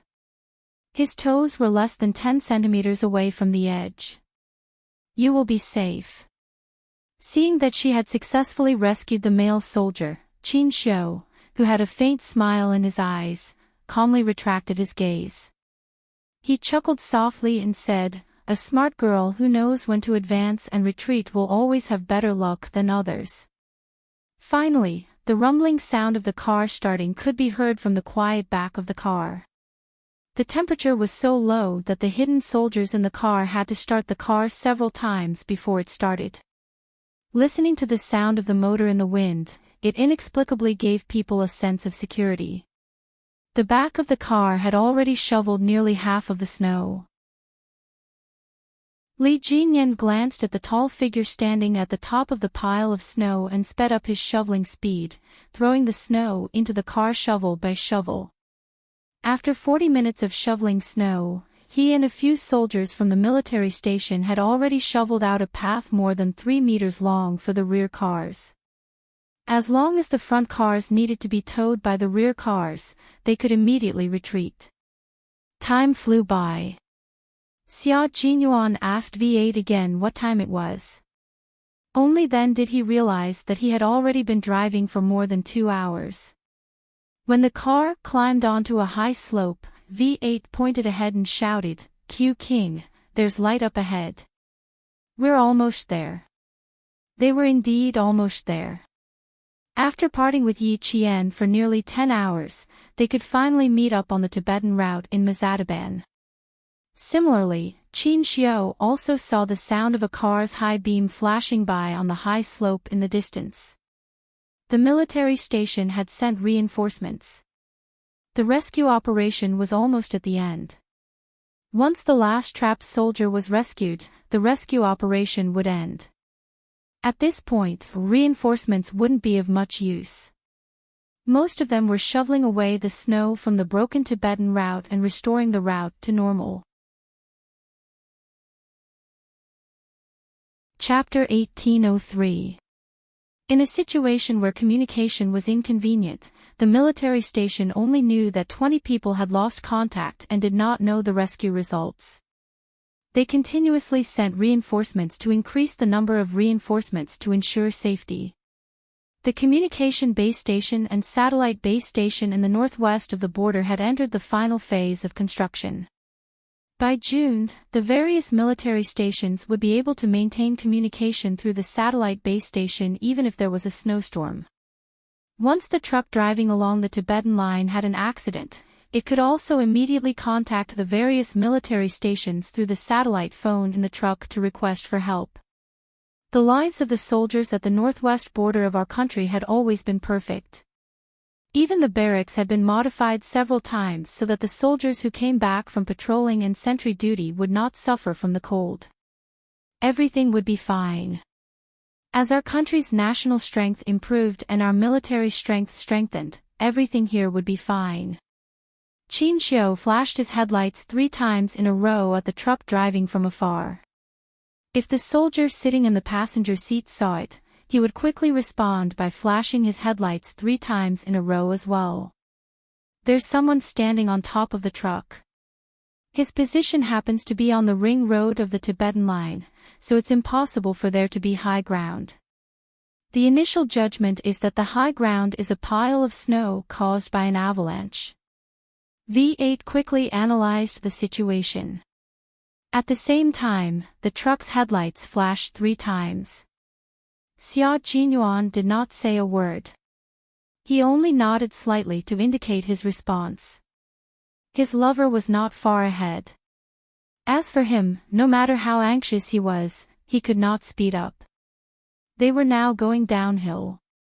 No matter how fast he drove, he was afraid that the truck would drive straight down the cliff. The soldier on the truck saw him. Qin Xiu, who was about to look away, suddenly heard a miserable scream coming from the truck. His fingers trembled in shock as he quickly turned his head to look. The truck was sinking. Drive, drive. The moment J5, whose expression changed drastically, opened his mouth, Qin Xiu, who had been paying attention to the situation, had already gestured to the truck behind.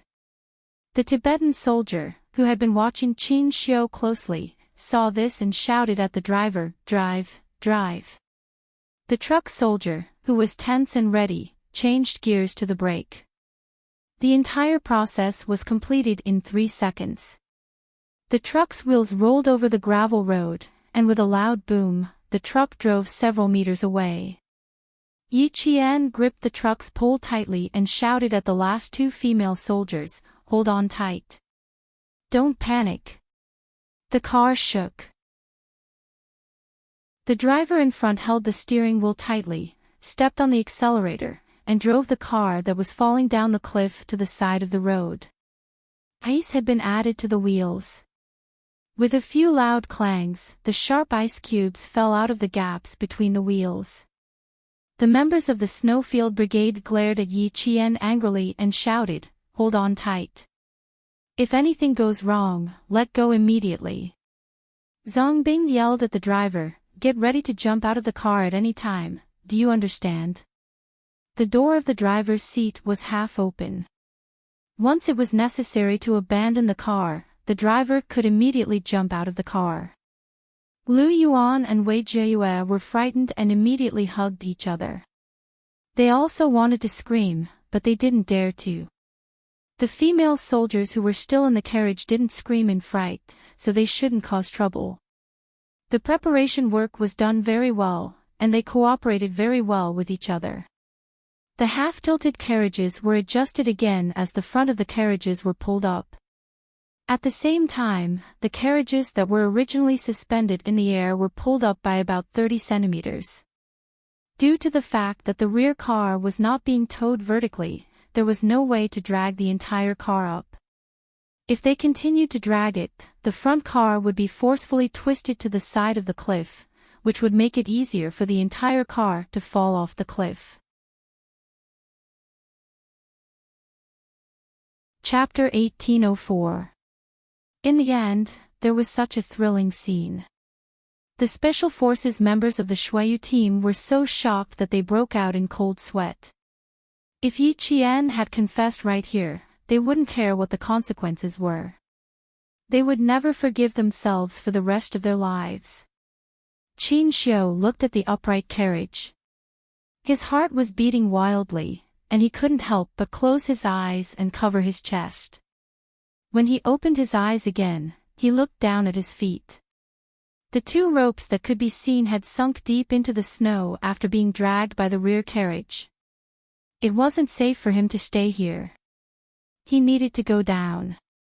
The Tibetan soldier below looked up and shouted at Qin Xiu, who was standing high up, "Reporter Qin, come down quickly. It's not safe for you. Come down quickly." When the ropes sunk into the snow, it was equivalent to cutting the accumulated snow in half. If the upper layer of snow fell down, the entire layer of snow would fall down with it. Qin Xiu, who was standing on top, would fall down the cliff with the falling snow. Qin Xiu responded and carefully stepped on the snow as he slowly descended. He had only taken a few steps when the place where he had been standing was covered by a large piece of snow. Then, at least 3 square meters of snow fell directly to the cliff. Qin Xiu, who heard the sound behind him, pursed his lips. He didn't look back and quickened his pace to rush down. The Tibetan soldier saw the snow above him peeling off layer by layer and sinking down. The snow piled up to the mountain was falling down in large chunks. Even though he was a veteran who had been on the Tibetan line for 17 years, he was scared out of his wits. Fortunately, Reporter Qin wasn't a coward. He knew the situation behind him wasn't right, so he didn't look back and just rushed down. Qin Xiu, who was rushing down, was in a sorry state. When the snow under his feet loosened, he threw himself forward. He started with a more ferocious posture like a hungry tiger pouncing on its prey. Then, he ended with prostrating himself on the ground and fell down hard. Although his posture wasn't very elegant, Qin Xiu didn't care too much when he saw the small avalanche on the originally tightly piled up snow. His life was more important. When the people in the rear saw that the accumulated snow had caused another avalanche, the female soldiers were so scared that their faces turned ashen, while the male soldiers were slightly calmer. "Reporter Qin, are you all right?" Fu Hui was so scared that her knees went weak. She stuttered as she spoke. Li Jinyan looked at the collapsed pile of snow. The original cold Junyan became colder and colder. The people standing on it should have some skills. Otherwise, how dare they stand in the most dangerous place? She had to have the confidence to stand up there. As for whether something would happen, he said to the 5 female soldiers who were as frightened as birds, there's a 50-50 chance that something would happen or nothing would happen. When the female soldiers heard this, tears came out of their eyes. Li Jinyan glanced at him and then walked away. She had to see for herself to know whether or not something was wrong. What was the use of crying? Qin Xiu didn't know that he had caused the 5 female soldiers to cry for no reason. He pulled the rope tightly together with the male soldiers of the Snowfield Brigade. He had to pull it tighter. He couldn't let the girls on the carriage be in any danger. It was easy to save the female soldiers from the Arts and Crafts Regiment because they knew how to balance themselves. Yi Qian pulled the rope tightly and helped the last female soldier out of the carriage. Like before, he reminded her, relax your body. Look up. Take a deep breath and exhale gently. Don't lower your head. Her voice sounded even better than when she was in the carriage.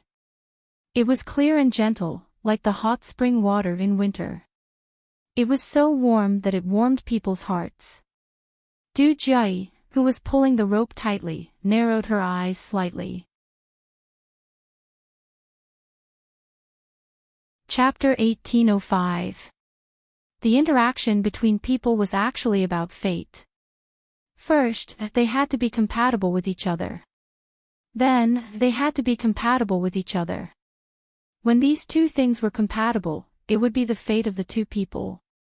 Listening to the gentle voice that was filled with strength, Du Jie felt that she was not destined to be with this female soldier who had been lying on the carriage for almost 3 hours. She had not met her yet, but just by listening to her voice, no matter how gentle and moving she was, she could not like her. She even had a faint feeling of disgust. It was very strange. She had always liked to see if someone was compatible with her before deciding if they could become friends. But this female soldier, she already disliked her even before meeting her. Perhaps it was because she did not take her words seriously when she crawled over earlier, so she needed to confirm it again. In any case, even if she saved her, she could not like her. That's the last trapped member. Yi Qian, pull the rope tight. The J5, who had been keeping a close watch, was so nervous that he could not see anyone else other than Yi Qian's figure. There were only 11 minutes left until the 3-hour deadline. Female soldier Yi Qian had been lying on the swaying carriage for a full 2 hours and 49 minutes. The carriage was suspended in the abyss, and the bone-chilling cold wind kept blowing. His limbs were stiff from standing by the roadside, and Yi Qian, who was lying on the carriage, was facing the cold wind head-on. Her hands, feet, ears, and even the tip of her nose must have been frostbitten. When the Snowfield Brigade entered the Highland winter training, the most common thing they did was stand in the wind for 2 hours. When it was over, they wanted to move their legs, but their limbs did not listen to their brain. It was as if they were immobilized. If they were like this after standing on solid ground for 2 hours, then Yi Qian, as a female soldier, had been standing in the wind for almost 3 hours. Other than admiration, he respected her for being able to persevere until now. He respected the female soldier's perseverance. Yi Qian could hear what the J5 said. She raised her hand slightly and made an "okay" gesture. Once again, she tightened the rope. First, she slowly pulled Du Jie, who could not use any strength and could not hold on to the edge of the carriage. She needed to pull Du Jie up so that she could at least place her arms on top of the carriage. Du Jie's mental fortitude was not bad. She could still chat with Yi Qian even when her feet were in the air. She tightened her grip on the rope and relaxed her body. She raised her head slightly and looked at the female soldier who had yet to say, "tired." Her cheeks were red from the wind and she said to Yi Qian, "Thank you for your hard work tonight. You were the one who pulled all of us up for 3 hours. Does your arm hurt?" It was a very ordinary conversation, as if it was just a casual topic to relax. However, Yi Qian, who was very defensive, was already on guard against her. Therefore, he only smiled at her and listened to her without replying. Yi Qian's experience from his previous life told him that when interacting with people like her, he definitely needed to remain silent. As long as it was not a question that he had to answer, it was best to smile and use his silence to let her know that he did not want to talk too much. Du Jie, who was waiting for Yi Qian's reply with a smile, narrowed her eyes again. She lowered her head to hide the displeasure in her eyes as her shoulders were now parallel to the carriage. The moment she lowered her head, her originally relaxed body suddenly tensed up. With a look of horror on her face, she quickly looked up, not daring to lower her head again. She was suspended in the air, and below her feet was a bottomless abyss. Just one look at it was enough to make all the cells in her body scream. Chapter 1806. Don't lower your head. Slowly extend your hands and place them on top of the carriage. Take a deep breath and place your center of gravity on your arms. Don't be afraid. The male soldiers are pulling on the ropes in front of the carriage. They will pull you all the way to the front of the carriage. Yi Qian naturally noticed the fear in her eyes and knew why she was frightened. The searchlight on the windbreaker hat emitted a snow-white light. Du Jie couldn't help but close her eyes and avert her gaze. Without a doubt, Du Jie was a very beautiful and elegant civilian soldier. She had a beautiful oval face and a pair of classical willow leaf eyebrows. Although her eyes were closed, her eyeliner was long and it was obvious that she had a pair of bright eyes. At this moment, although her eyes were closed, the arrogance and confidence between her eyebrows were still soaring. This was a female soldier who liked to put herself at the center of everything. No wonder when they first met, she spoke as if she was giving orders. Yi Qian, move back. When the J5 saw that the last female soldier had half of her body pulled up, he immediately ordered Yi Qian to move back. After he finished speaking, he immediately stared at the wheels. The muscles on his face were tense, as if he had entered a battle. Every part of his face exuded a fierce aura. Du Jie, who had finally climbed up, slowly opened her eyes. She saw that the female soldier was slowly moving back with her arms and legs spread out. Meanwhile, she was being pulled up bit by the ropes. There was the weight of 2 people on top of the carriage. Even though they were both light and graceful female soldiers, the roof of the carriage creaked because of the weight. This was a sound that made one's scalp go numb and goosebumps rise all over their body. Because of the wind in the carriage, they couldn't hear it. But now, they could hear it clearly. Every sound was enough to make one tremble in fear. Du Jie, who was as stiff as a rock, knew that her face must be deathly pale. She also knew that her expression must be very, very ugly. She would never show her ugliest and most cowardly side to others, nor would she let others know about it. But now, she was seen clearly by a female soldier. The embarrassment in her heart was more than just a little. She wished she could make the female soldier close her eyes and not look at her again. "There's ice on the roof of the car. If you spread your arms and legs like me, not only can you spread your body's center of gravity, you can also maintain your balance." Yi Qian had been watching Du Jiayi the whole time. He saw the stiffness on her face, and he also saw the moment she opened her eyes, a haze flashed across her beautiful eyes. Yi Qian wasn't a meddlesome person, and he wasn't very curious either. He didn't pay much attention to why there was a haze in the other party's eyes, and only did his duty to remind her. At the same time, Xia Jinyuan had already arrived at the back of the car. He jumped out of the car and covered his face, revealing only his sharp eyes. Li Jinyan looked at the familiar figure who was completely covered. It took him a few seconds to realize who it was.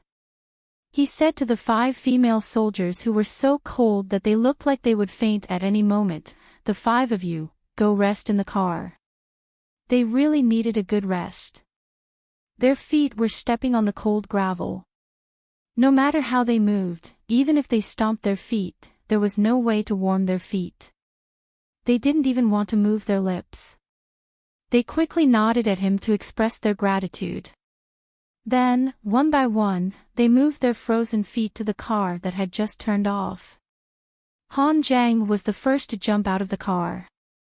At a glance, he saw the 5 figures who, although dressed in swollen clothes, had the figures of women walking towards him.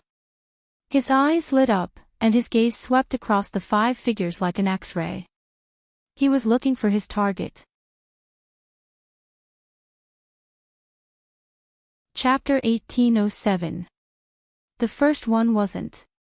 She was a little short. The second one wasn't either. Her walking posture wasn't right. The third, fourth, fifth. None of them were. They didn't have the aura Du Jiayi had when she walked. That noble, including his mother, had said that the second daughter of the Du family had a classy aura.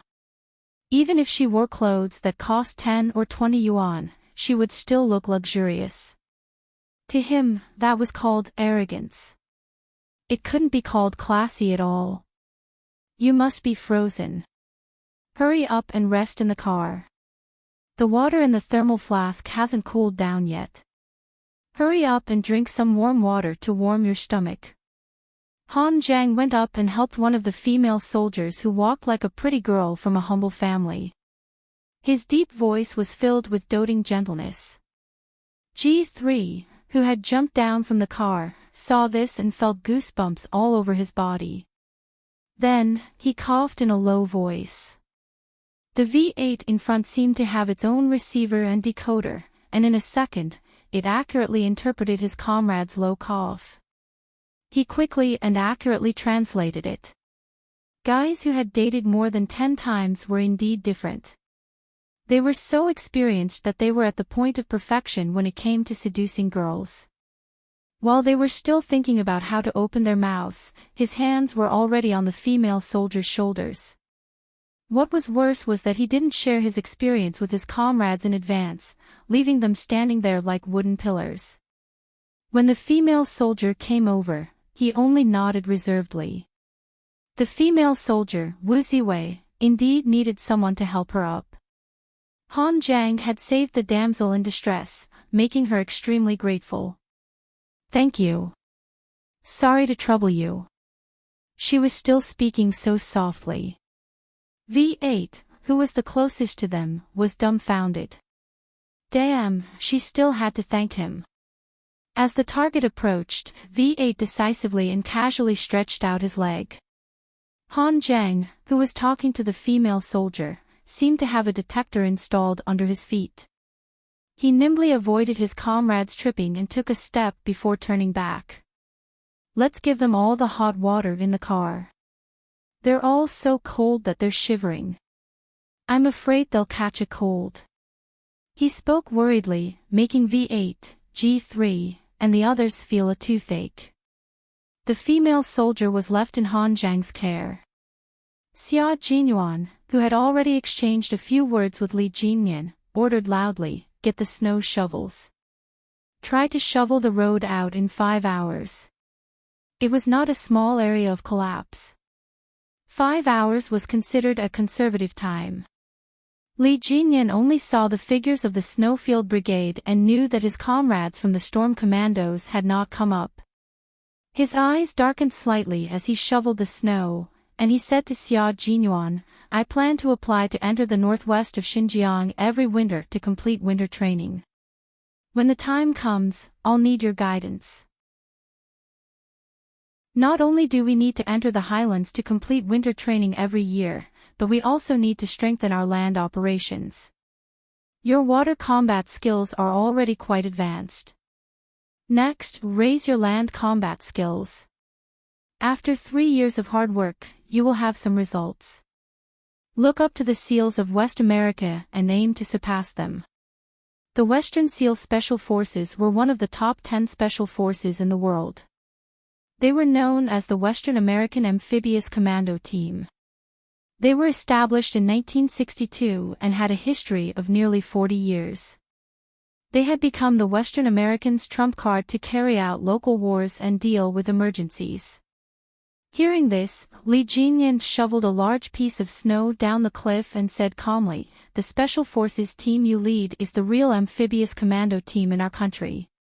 If you and I didn't work together this time, I wouldn't have known that you're so strong. You're my target now." As for the SEALs. At this point, Li Jinyan lowered his head slightly and did not continue. The sound of shoveling snow was heard. He seemed to have said something else. His thin lips moved slightly, but no one knew what he said. Chapter 1808. Xia Jinyuan tossed the snow and the engineering shovel away. Wearing gloves, he raised his hand and patted Li Jinyan, whose eyebrows were tightly knitted. He sneered, "With your ability, we all believe that such a day will come." He shoveled the snow quickly, removing a large chunk with each shovel. In just a few sentences, he had removed a few square meters of snow. There was no way he could be unhappy. Du Jie, the snake, was right beside his little fox. Although he knew that his little fox was a smart girl, Du Jie was a woman who knew how to conduct herself well. She was also very good at talking. When he talked to her, he felt that she was a very cultured woman. This was her appearance, the appearance that had fooled countless people. The real Du Jie was a venomous snake. No one knew when she would bite someone, and the person who was bitten might not even know that the person who bit them was Du Jie, who was kind, caring, and considerate of others. This woman's methods were even more ruthless and scheming than a man's. If his little fox were to encounter her, he was really afraid that she would be at a disadvantage. When Li Jinyan saw this, he thought that Han Zholi was speeding up so that he could see Yi Qian earlier. He couldn't help but increase the strength in his hands. He also caught up with him and threw large chunks of snow down the cliff. You have to be bold, meticulous, and accurate to know what they need from a man at that moment. Just like just now, a few female soldiers were swaying as they walked. It was obvious that they needed someone to support them. Then, I helped them into the car and said a few words of concern and consideration. They would only thank me if I said something considerate. How could they be angry? I wasn't like a hungry wolf who pounced on them and touched them. I was very gentlemanly, okay? Didn't you see that I only supported them by their arms and shoulders when I helped them into the car?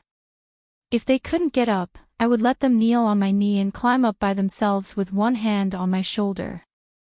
I didn't do anything inappropriate during the entire process. This is called gentlemanly. Han Zhang shared his experience generously so that the group of bachelors would be able to resolve their confusion. When the group of bachelors heard this, they really felt that listening to a gentleman's words is better than studying for 10 years. His ability to date more than 10 girls was not a bluff, he really had some ability. Receiving the gazes of admiration from his comrades, Han Zheng enjoyed it very much. Alright, I'll teach you more in the future so that you'll know how to please girls when you go out. Each of you will marry a good wife. Let's get to work first. Shovel the road open in 5 hours. It's a big project. The Snowfield Brigade members helped Yi Qian loosen her bones, massage her shoulders, and warmed up her hands. After confirming that there was nothing wrong with her body, they picked up the engineering shovel and started shoveling the snow. They needed to restore traffic as soon as possible and try to drag the car in front back onto the road as soon as possible. Du Jiayi looked at Yi Qian, who was treated like a princess by the male soldiers, and sneered. She was definitely a female soldier who liked to flaunt her superiority and wanted to perform well. Otherwise, why would she be the only one climbing up the car when there were so many male soldiers around? She had seen many female soldiers like her. They didn't have any background, could endure hardships, were a little ambitious, and were smart. Just like Lu Yuan and Wei Jiayue in her regiment, they were only 30% capable, but they had to grit their teeth and pretend to be very capable. No matter how beautiful her voice was, it couldn't hide her competitive nature. Chapter 1809. Those male soldiers really knew how to lower themselves. A few of them were actually serving one person, rubbing her hands and massaging her shoulders. Was there a need to care so much for a soldier? What kind of soldier was a soldier if they didn't suffer? On the other hand, Du Jiayi's face was dark and gloomy. She caught sight of Instructor Gao trying to get up, but due to his fractured arm, even a simple movement was so stiff that it looked like he was about to fall. The sharp-eyed Du Jiayi immediately ran over and reminded Lu Yuan, who was the closest to Instructor Gao, Lu Yuan, help our instructor up. Lu Yuan, who was a prisoner, had been guarding the instructor who had a bandage around his hand. As everyone successfully escaped, she suddenly woke up from her sleep and got up in a hurry. Instructor, do you want to walk around? Let me help you. Let me help you. You were asleep just now, right? If you're tired, go back to sleep. I'll help you walk around. Du Jiayi walked over quickly and reached out to support the instructor's uninjured arm. Wei Jiayue's complexion doesn't look right. Hurry up and take a look. Is she sick? I saw that the rescue team brought some commonly used medicine. See if Wei Jiayue needs it. Instructor Gao was a little anxious. Hurry up and take a look. You're the only one in our group who knows how to nurse. All right. Call me if you need anything. Lu Yuan glanced at her empty hands before turning to look at Du Jiayi, who had pushed her out of the room without a trace. This person really doesn't change. Does she think that everyone is like her, only knowing how to act in front of the leaders? Du Jiayi maintained a polite smile in the face of her comrade's indifferent gaze. She lifted her chin slightly and replied with an air of arrogance that matched her temperament. Thanks to Lu Yuan's knowledge of nursing, our group was spared a lot of trouble along the way. Thank you, Lu Yuan. She thanked her sincerely. No one would doubt her sincerity. Yi Qian, who was carrying the commonly used medicine, paused for a moment before walking over with a normal expression. Sorry to disturb you. Here are some commonly used medicine. Do you need it? J5 and the rest started shoveling the snow, while she was given a temporary break and a mission to communicate with the art troupe to see if they needed any more help. The members of the Snowfield Brigade would appear in places that might not be suitable for military personnel. Therefore, it was not suitable for them to appear too many times and leave a bad impression. Yi Qian was different. She was a female soldier. Even if she joined the Snowfield Brigade, it would still be 3 years later. It was more appropriate for her to show her face now than any of them. Just like Xia Jinyuan, Yi Qian could only see her eyes, which were as dark as the night. She wore a cold mask over her nose and lips, so Instructor Gao and the others could only see her eyes. You always appear when we need help the most. I really don't know how to express our gratitude. Du Jia took the bag of medicine. After she finished speaking, she smiled at Instructor Gao, who had just moved his stiff body a little, and said, "Instructor, this female soldier in front of you is called Yi Qian. You should remember her name. When you return to the capital, you must mention her to your superiors. Look, she spent 3 hours alone on the carriage to save all of us. She didn't even need the help of the male soldiers. 3 hours of back and forth exhausted her. Fortunately, the male soldiers knew how to care for her. They massaged and rubbed her hands for a long time before her complexion improved slightly." Chapter 18:10. Speaking was indeed an art. Depending on the person sitting at the right height, they would hear different things. Their understanding of the situation would definitely be different from people of different heights. The higher one stood, the more he could tell if there was a deeper meaning in a sentence, if there was a hidden meaning, if the speaker wanted to express something secretly, or in other words, what kind of state of mind the speaker was in when he said those words. Instructor Gao was an instructor in the arts regiment and had a high level of political training. He could tell several meanings from Du Jia's words. Firstly, the female soldier Yi Qian's courage was commendable, but she was too brave and did not handle the situation well. Secondly, as a female soldier, she was naturally weaker than the male soldiers. Knowing this, she still persisted. This showed that she was a female soldier who loved to show off and lost her composure. Thirdly, since she chose to persist, she was so tired that she needed the male soldiers to serve her. This showed that she lacked the spirit of a soldier. Fourthly, the male soldiers were not strict enough and cared too much about the female soldier. This showed that their relationship was messy.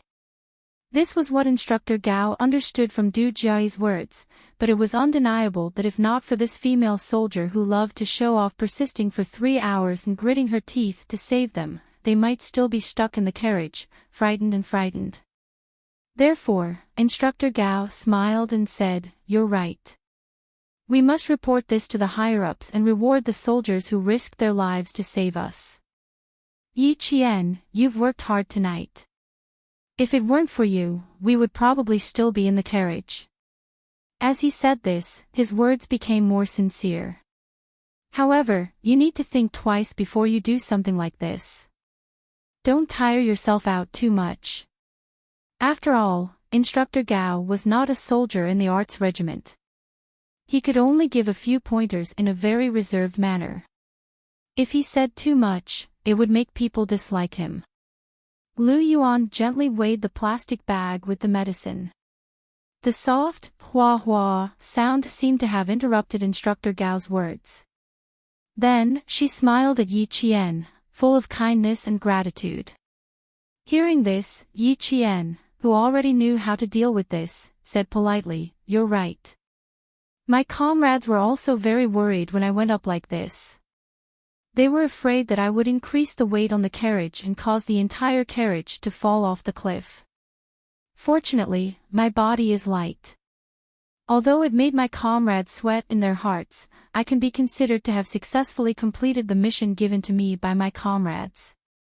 Yi Qian was never a pushover.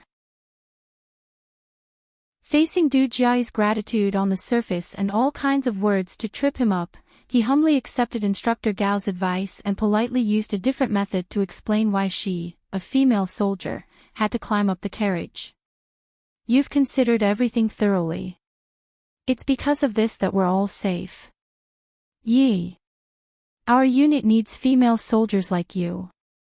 As he said this, his gaze landed on Du Jia. He then turned his head to look at the other soldiers who were still breathing. Then, he sighed. "Jia. You all need to learn from her. Just now, the carriage only shook a little, but you all were so scared that you screamed. Yi Qian, on the other hand, was able to remain calm and continue to rescue us. You all need to learn from him. Chapter 18:11. Du Jiayi was someone who could keep her composure, especially when it came to dealing with matters in front of her superior. Upon hearing those words, she reined in her emotions and replied humbly, "You're right. We're indeed lacking in courage. Even though we're performing arts troupes, we're still soldiers. A soldier's courage and bravery mustn't be lacking." She was really something. She even gave her a soft rebuff. With just a few words, she changed the instructor's impression of her. Du Jiayi maintained a polite smile as she stared at Yi Qian and sized him up secretly. She had a pair of good eyes. They were dark and clear. Hot, female soldiers like her were used to pretending to be innocent. She was wearing a cold mask so she couldn't see what she looked like. It was a pity. It didn't matter. As long as she knew her name, she would find out when she returned to the capital. It had always been easy for Du Jiayi to find out a person's background. She originally wanted to make things difficult for her now, but the instructor obviously admired her. She could only keep her cool for now. It wouldn't be too late to deal with her later. She had seen her at her worst and was still suspicious of her. She even gave her a soft rebuff. She loved to deal with female soldiers who were naturally rebellious. There was no hurry. She would deal with her until she didn't even know who she had offended. Du Jiayi, who was obviously excited, smiled sweetly after she finished speaking. She kept looking at Yi Qian.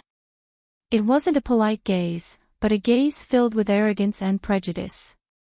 Yi Qian calmly smiled at her and turned to look at the instructor who was speaking. "That's right.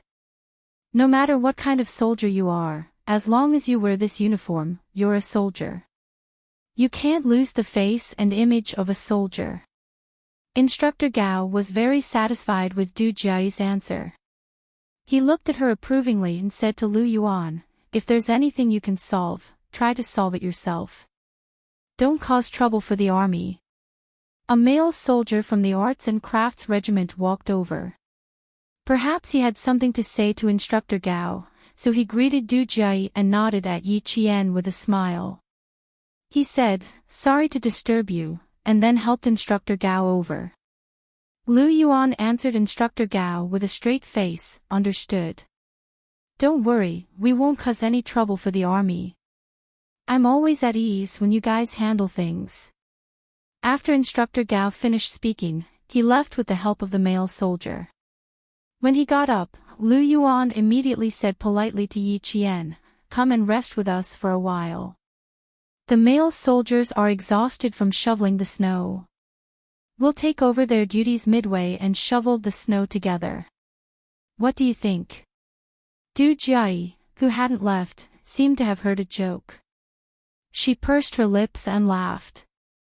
"As long as the male soldiers aren't afraid of us causing trouble, just let us know if you need anything. We definitely won't embarrass the female soldiers. We have to show them that female soldiers are not to be trifled with." She looked at Lu Yuan and said with a faint smile, "Lu Yuan, you can't be like last time where you fainted before you even started working. We can't embarrass the Arts and Crafts Regiment. We have to show the soldiers in the army that the female soldiers in the Arts and Crafts Regiment don't just know how to sing and dance. As the female soldiers in the Arts and Crafts Regiment, as long as there's a need for us, we can beautifully complete the tasks given to us by our superiors. Yi Qian, please take care of my comrade. If there's any problem, you can come and find me anytime. If you feel unwell, you have to tell us immediately. Don't force yourself just to save face, understand?" Chapter 18:12. It was fine if she didn't get thanked for saving someone. She didn't save the person because of the gratitude, but because it was her duty as a soldier to save the person. The problem was that the person she saved didn't say thank you, but instead started to create trouble for her. Yi Qian wasn't a soft-hearted person, and he wasn't magnanimous enough to forgive Du Jiayi for causing trouble for him.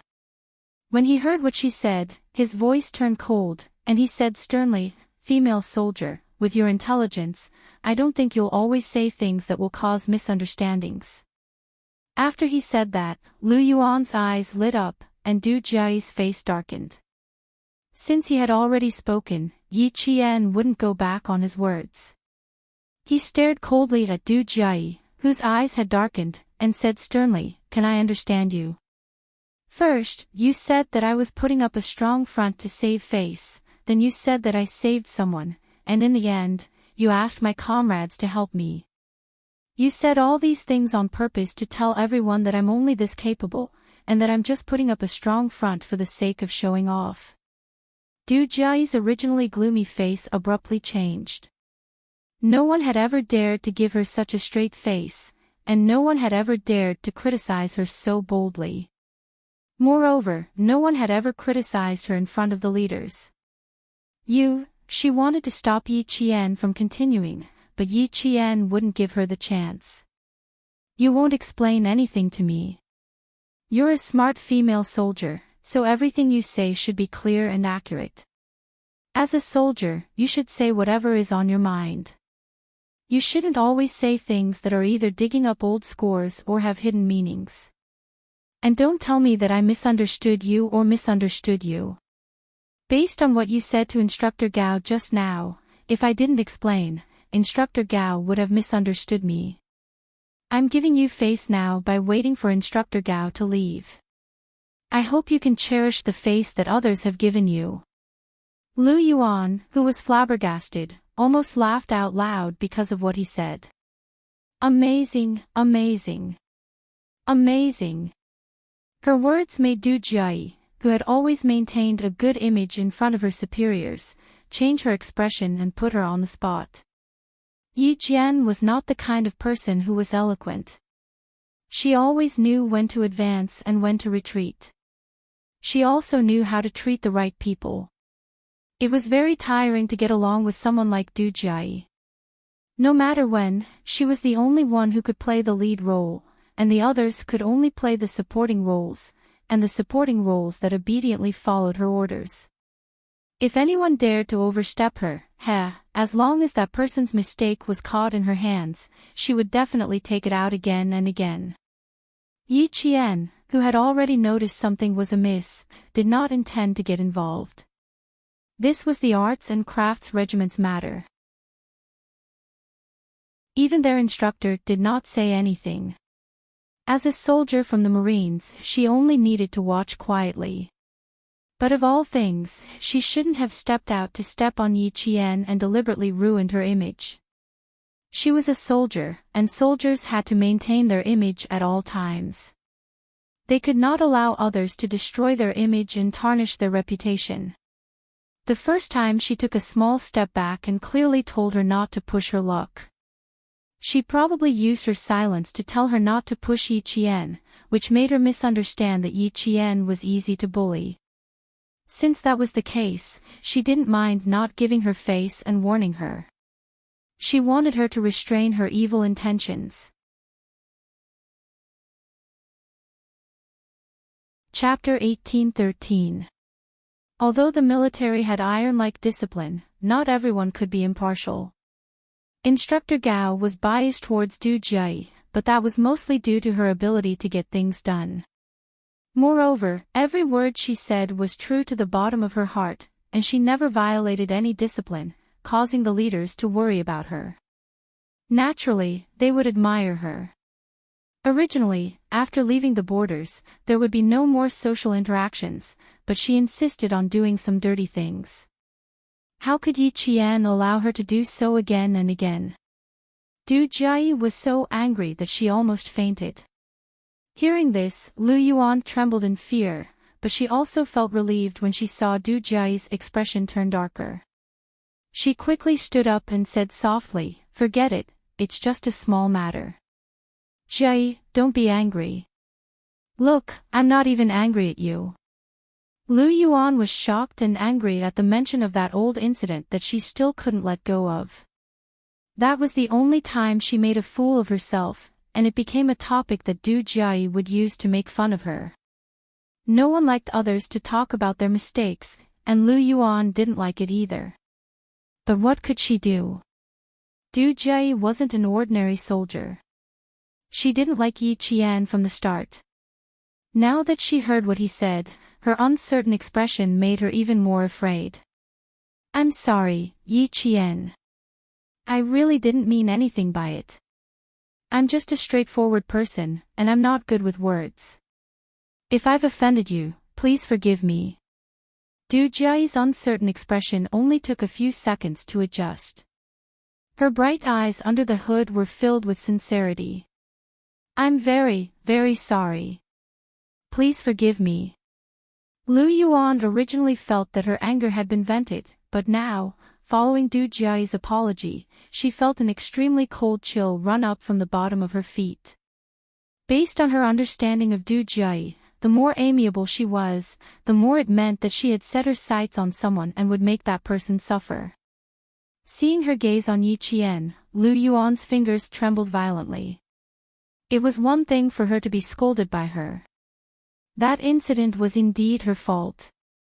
But what about Yi Qian? Not only did she not thank Yi Qian, she even hinted to Instructor Gao that Yi Qian was just a stubborn female soldier and made things difficult for him. How could she do this? It was one thing to trample on those new recruits from time to time, but how could she make things difficult for Yi Qian, who had saved her life? Now that Yi Qian was angry, she still thought that Yi Qian was wrong. He even targeted Yi Qian. Du Jiayi. Do you really think you're a big shot? Instructor Gao, who had said something to the male soldier, walked over again. Du Jiayi was used to destroying peace. She held Lu Yuan's arm and said to Yi Qian, I'm very, very sorry, and I'm very, very grateful. Instructor Gao wanted to go over to see how much snow needed to be shoveled. He did not give Du Jiayi a chance to continue speaking. He came over and said, Come with us to see how the snow is being shoveled and discuss the situation with the army. He reminded Lu Yuan to take good care of Wei Jieyue and left. Finally, Instructor Gao showed concern for Yi Qian. You have to be careful too. You've been exposed to the cold wind for a few hours. We brought some winter coats with us.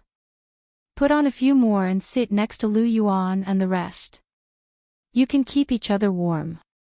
Lu Yuan noticed that Du Jiayi's eyes narrowed slightly. She gave Yi Qian a faint smile before leaving with Instructor Gao and the male soldiers from the Arts and Crafts Regiment. Yi Qian, just you wait.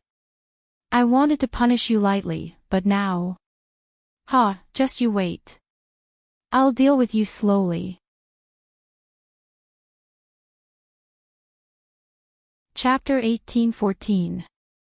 The smile in her eyes did not shock Yi Qian. Instead, it made Lu Yuan clench her fists. She did not know if it was because she was too agitated, but her chest felt stuffy. Even after taking a few deep breaths, she did not feel better. From the moment Du Jiayi apologized to the moment she left, Yi Qian remained indifferent. Even his aura did not change. Therefore, Instructor Gao did not notice anything strange when he walked over. Du Jiayi was not the only one who knew how to destroy peace. Yi Qian, who had lived 2 lives, knew how to do it too. Du Jiayi saw Yi Jinli's familiar shift between smiling and Yi Jinli's mood a second ago, so she apologized again and again. Coincidentally, Du Jiayi saw the familiar shift between Yi Jinli's mood and smile. Because she knew that she had encountered a tough character who could see through what she wanted to do with a single glance. Just as Yi Qian said, Du Jiayi was a very smart female soldier. Compared to the ignorant Yi Ying, she was much smarter. When interacting with such a person, one either had to be submissive or warn her not to go overboard. Yi Qian was not one to be submissive. In her previous life, she had lived a cowardly life. In this life, she wanted to control the world and live a carefree life. Of course, as a soldier, she could not act in vain. Acting in vain was destroying one's own future. She would not do something so foolish as to destroy one's own future. With a faint smile in her eyes, she sent Instructor Gao off. Turning her head sideways, she saw Lu Yuan staring at Du Jiayi's back view with an unfathomable gaze.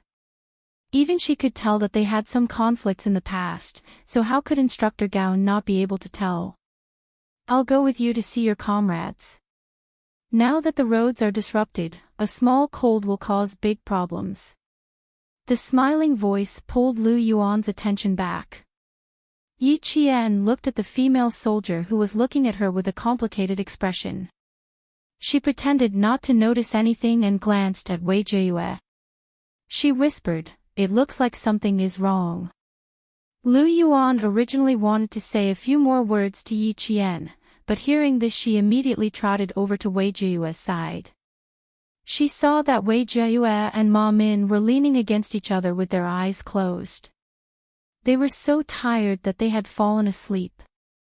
Wearing an oxygen mask to sleep, Wei Jiayue did not have a fever, but she looked very tired.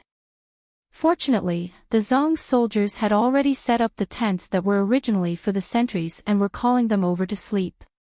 He woke up the two people who were fast asleep and helped them to the tent. Sleep in the tent. Watch your feet first. Yi Qian reminded Wei Jiayue, who was so sleepy that she was stumbling. He put his arm around her shoulders and put her weight on him to make her feel more comfortable. Du Jiayi is the daughter of a high-ranking official in the capital. She is 24 years old this year and has a brother who is 9 years older than her and has real power in the Nongguang military region. We belong to the Nongguang military region's art troupe, so everyone has to give in to us. Fortunately, you're not from the Nongguang military region's army. Her sister is 7 years older than her, and her brother is 1 year younger than her.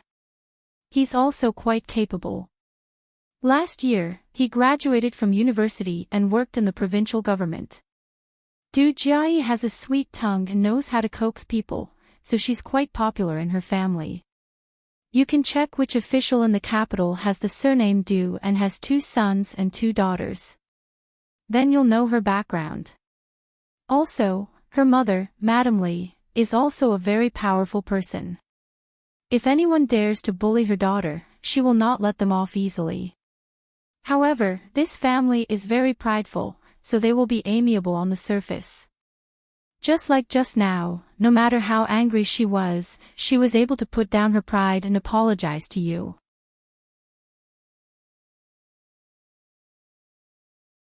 Chapter 18-15. Yi Qian, who was listening quietly, had a dark look in his eyes when he heard the words Madame Li.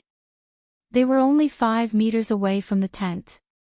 Wei Jiayue spoke quickly and softly into Yi Qian's ear. Even Lu Yuan did not hear her. Why did she have to tell Yi Qian? Because this was the only thing she could do to help. She only hoped that Yi Qian would be more vigilant and avoid them in the future. The Wei family was considered a big family, so even they had to give in to the Du family. Yi Qian, who had been listening quietly, said, "Thank you." Then he reminded her, "Sleep a little deeper. We only set up 1 tent." They did not know when they would be able to shovel the snow away, so the Tibetan soldiers used 2 tents to avoid the cold. Lu Yuan, who had not noticed anything, walked out of the tent and said to Yi Qian, "Thank you for your hard work tonight. You saved so many of us. Although I can't mention your name in the report and let the army reward you, I will always remember that there was a female soldier who took the risk to save others." "Thank you, Yi Qian." Compared to Du Jiayi's gratitude, Lu Yuan's gratitude was much more sincere. She straightened her back and looked at Yi Qian with a sincere expression as she saluted him. "Thank you. Yi Qian. Thank you." If not for your timely appearance, she and her comrades would not have dared to climb onto the roof of the carriage, and it would not have been possible for them to save so many people in just 3 hours. She stood at the side and listened to the creaking sound of the carriage. She was so scared that her knees went weak. On the other hand, Yi Qian, who was lying on the roof, was so calm and brave. Even when they screamed in fear, he was still calm and collected until he saved everyone. Even if Du Jiayi had her eyes on Yi Qian, she was not afraid. She belonged to a different division and branch. No matter how powerful she was, it was impossible for her to cross divisions and branch to cause trouble for Yi Qian. Looking at Yi Qian, who was working for them, Lu Yuan, who felt apologetic, bit her lip, as if she was making a big decision. After a while, she said, Du Jiayi and I were both female soldiers for 2 years. We were friends for a year, so close that we could share meals together. Later on, when new soldiers joined the army, their opinions differed from hers, and the conflict began to deepen. But it's only about class affairs. Last July, when I got close to Wei Jieyue, who was transferred here, our relationship deteriorated even more. In the end, I applied to be transferred to Wei Jieyue's dormitory, far away from her. The further I was from her, the clearer I could see Du Jiayi's character. Lu Yuan could not directly tell Yi Qian to be careful. Based on her understanding of Du Jiayi, if she really said something, it would be difficult for her to successfully leave the army. Lu Yuan's behavior just now was clearly because she had her eyes on Yi Qian. If she did not say anything, she would feel guilty. Yi Qian should have sensed something. Otherwise, he would not have said something so indifferent, causing Du Jiayi to be at a disadvantage and earning Instructor Gao's praise. Whether or not Lu Yuan knew or sensed something, Lu Yuan could not lose her conscience. I rarely get along with people, except for Du Jiayi. Fortunately, you're not from our military, so we won't see each other much in the future. If we meet again, just pretend we don't know each other and avoid her. Actually, Yi Qian, who was in a mess, did not have the heart to listen. But she was talking about Du Jiayi, so she had to listen. Because Yi Ying's mother-in-law's surname was Li. Her husband's surname was Du. Sun Dongxing had complained in the village that Yi Ying's sister-in-law was not easy to get along with.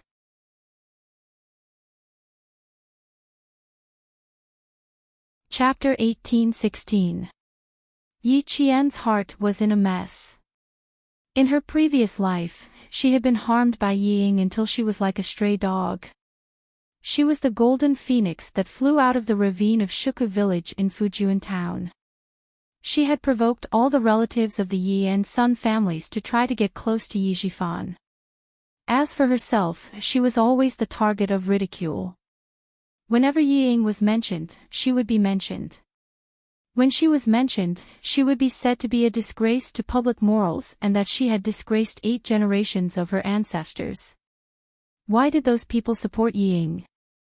Simple, because Yi Ying married into a noble family. Yi Zhifan also rose through the ranks and became a high-ranking official. At first, Yi Ying didn't dare to make things difficult for her. She only warned her not to go home and embarrass her family.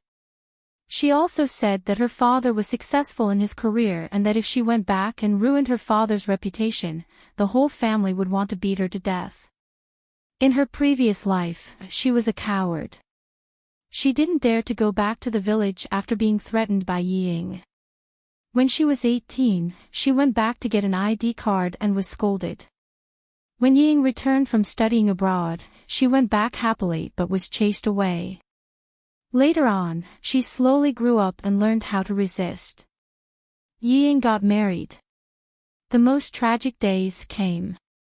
Yi Ying, who got married, seemed to have found the strongest backing.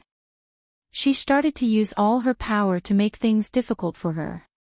She made things difficult for her and wanted to take her life at all times.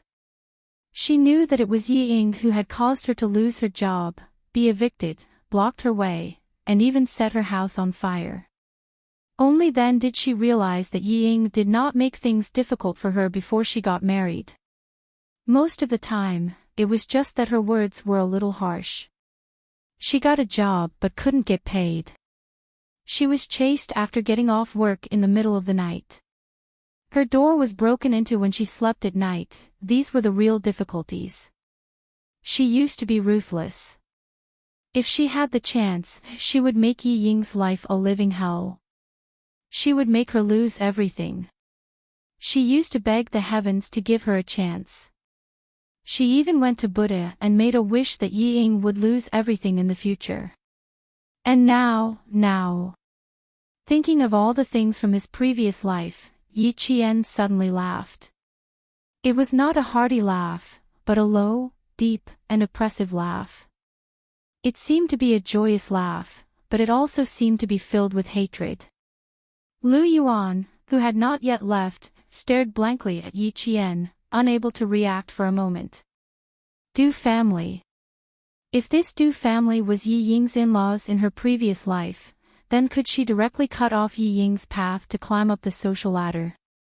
Would he be able to solve all the worries in one go and make Yi Ying in this life truly have nothing?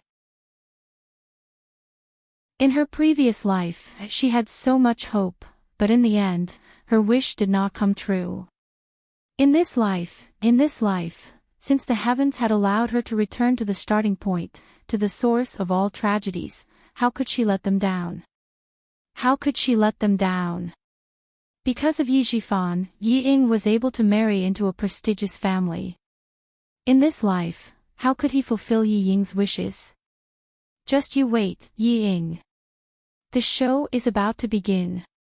Lowering her head, Yi Qian raised her hand to wipe away the tears that were about to overflow from her eyes. She gently closed her eyes and calmed the waves in her heart. Lu Yuan was shocked by the sudden anger that she was emitting. She could not help but take a small step back and carefully asked, Are you okay? Is it because of Du Jai? Don't be angry. She's just like that. You're not even in the same unit as her. She doesn't have the ability to cross the military to make things difficult for you. Lu Yuan was just an ordinary military soldier. She did not know about Du Jia's family background.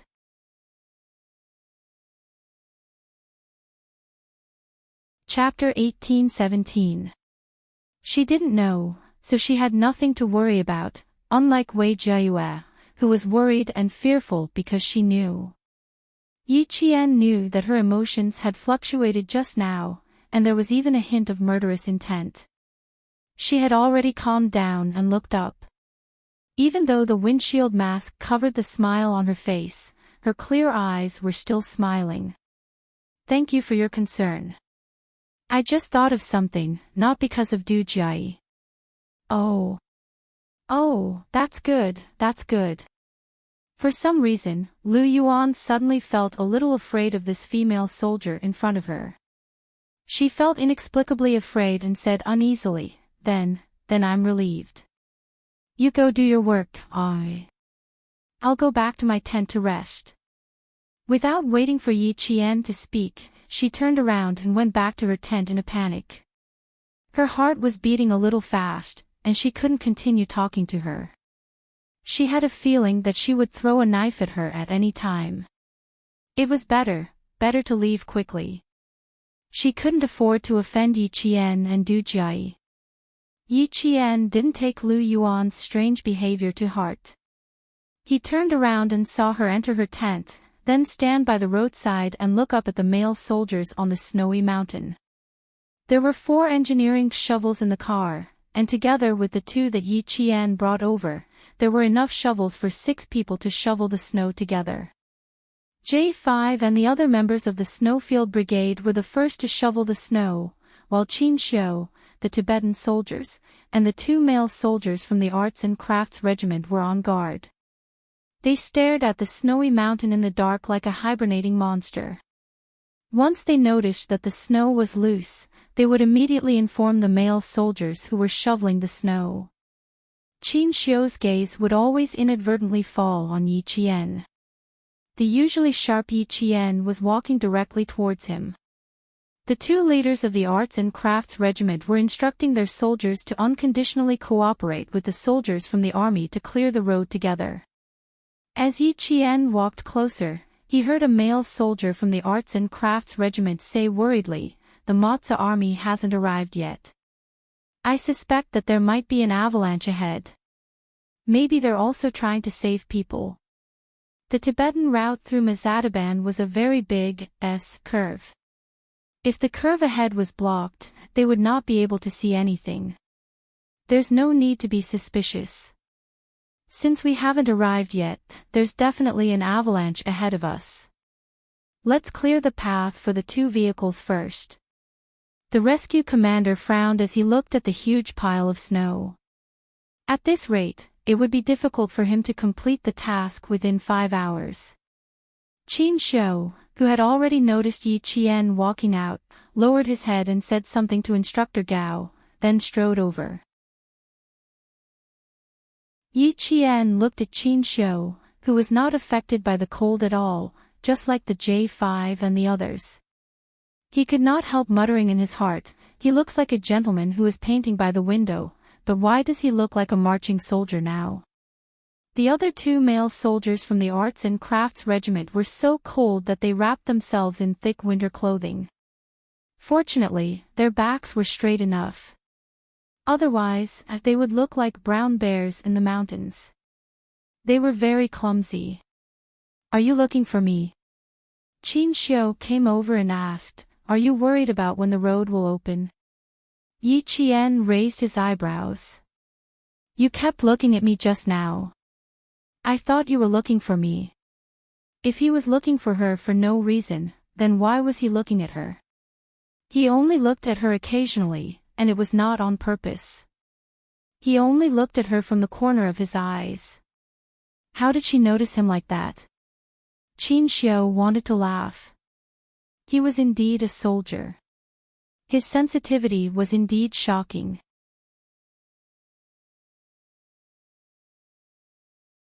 Chapter 18:18. It seemed like he could not sneak a few glances at her in the future. He might as well look at her openly. If he was caught, he could still smile. Qin Shou, who had always had a clear goal, was already thinking about how to get along with Yi Qian. There is indeed something. It's about my identity. Since she was already here, he could not let her come for nothing. Qin Shou gestured for her to speak further away. "I have something to do here. Originally, I came here with another interpreter. When I arrived at 30 Miles Camp, I heard that the Nongguang military's art troupe was here, so I followed them as a reporter. The people in the art troupe have always thought that I'm a reporter. That's why I need your cooperation." Yi Qian's face was serious. "I will definitely cooperate. I regret coming here to look for you now. Actually, I could have pretended not to know you. It would have made things easier for you." If she pretended not to know Qin Shou, she would not be watched by Du Jie. Speaking of Du Jie, she thought of her background. Yi Qian could not help but purse her lips. Qin Shou was also a person of status. She often appeared on television. It was impossible that Du Jie did not know Qin Shou. "Are you sure that everyone in the art troupe thinks that you're a reporter?" Since they had worked together before and knew Principal Chow, Yi Jian, who had always been quiet, could not help but ask. Qin Shou pointed at his windshield. There was a deep smile in his eyes. Although Qin Shou couldn't see his handsome face clearly, he could tell from his elegant eyes that he was a handsome and elegant man. He chuckled and said, "With me like this, if I hadn't spoken first, would you have recognized me? I didn't take it off on the way here. It was too cold. No one wanted to get frostbite from the cold. If everyone was like that, then there was no weirdness." That was indeed the case. Yi Jian could not help but smile. That was also the reason why she directly confronted Du Jie. Du Jiayi had been staring at Yi Qian for a long time. Who would have thought that this Yi guy would know a reporter from the National News Department?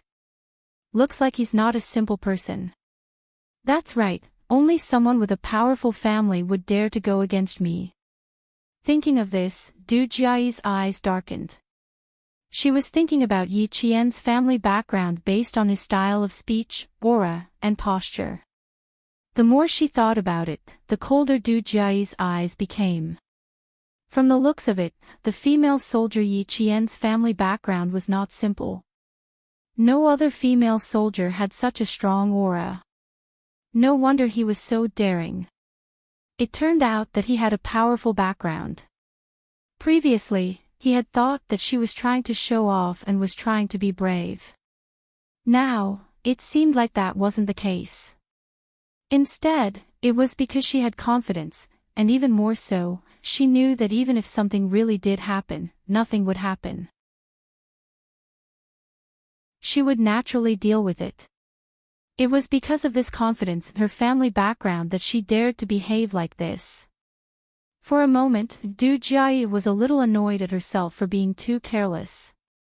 Go back to your tent and rest. Bring that female soldier back with you. Instructor Gao instructed her in a low voice, when the road is clear, the soldiers will wake you up.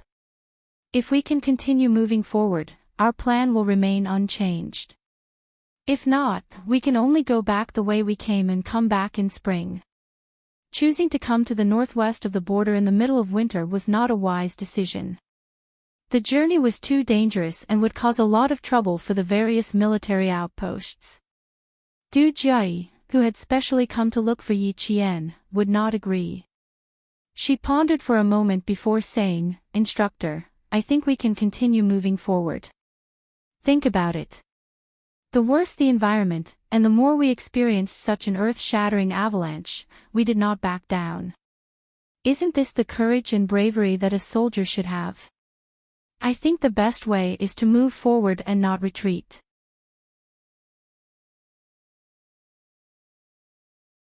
Chapter 18-19. Du Jiayi was not a woman who would retreat when faced with difficulties. She always knew what she wanted and what she needed to do to get what she wanted. There was no doubt that such a person would not be eliminated by society. She would always keep pace with the times and would never be at the bottom. However, the terrifying thing about Du Jiayi was that once she found out that there was someone or something that was stopping her in the process of getting what she wanted, her destructive power was not something that ordinary people could imagine. Therefore, such a person was the most dangerous person because you would never know what she would do in the next second. Would she attack her friends? Would she suddenly turn her back on her friends? Would she suddenly turn her back on you one day? She knew what she wanted, and she knew how to get it. She also had the ability to control things, so when interacting with her, one must always be clear-headed and carefully avoid her minefields, lest one be blasted into nothingness one day. Since such a person came with a purpose, how could she retreat so easily? In addition, she was already out of danger. If she continued to move forward, she could deepen the leader's impression of her. As smart as Du Jiayi was, she would choose a beneficial path for herself. Obviously, the instructor was also moved by her words. He looked around and his gaze fell slightly on Qin Xiu, who was talking to Yi Qian. He said in a low voice, "What you said makes sense. There are also 2 reporters from the news department. Especially the reporter surnamed Qin. Although he doesn't like to talk much and doesn't walk around much, there were several officers who accompanied him to join us. It can be seen that this reporter Qin has some status in the news department. Your brother asked me to give you a slap. Since you're not afraid, then go ahead. It's not easy to get credit for the military arts, but since there's an opportunity now, there's no harm in fighting for it." Instructor Gao was acquainted with the Du family and had a good relationship with Du Jiayi's brother. With such a relationship, Du Jiayi's days in the regiment were much better than others. After speaking in a low voice, Instructor Gao frowned slightly. His voice was even softer than before. The person you're looking for is only known to be serving at the border. He might not be here now. If you want to find him, I'm afraid it will be a little difficult. He didn't know who she was looking for. Her brother didn't tell him, so he wasn't afraid to ask too much. I'm sorry to have made you worry. This person is indeed not easy to find. However, I was entrusted by someone to do my job. It doesn't matter if I can find it or not. I'm only responsible for looking for it, not that I have to find it. Du Jiayi said disapprovingly. Aunt Xiao was a sentimental person. This time, she asked her to find her son by the way. Maybe she would forget what she asked for. But since he had already promised, he had to put in some effort and not be careless. Besides, family Xia and the Du family had different political views. Auntie Xiao had asked her to look for her son, so she wasn't a good choice. It had been 10 years since she last saw Xia Jinyuan. Who knew if he still recognized her? However, if she saw him, she would definitely recognize him. She didn't know how many times she had been bullied by him. Every time they had a group of people, he would never give her any face. He would always gang up with the Han family to bully her. She had been bullied so much when she was young that the memory was still fresh. She always wanted to get back the face she had lost back then. Since Auntie Xiao asked her to look for her son, she would do it. Instructor Gao didn't say anything else. She had always been a person with her own ideas. As long as she didn't cause trouble, it didn't matter. You're tuning into the LoveLore Library YouTube channel.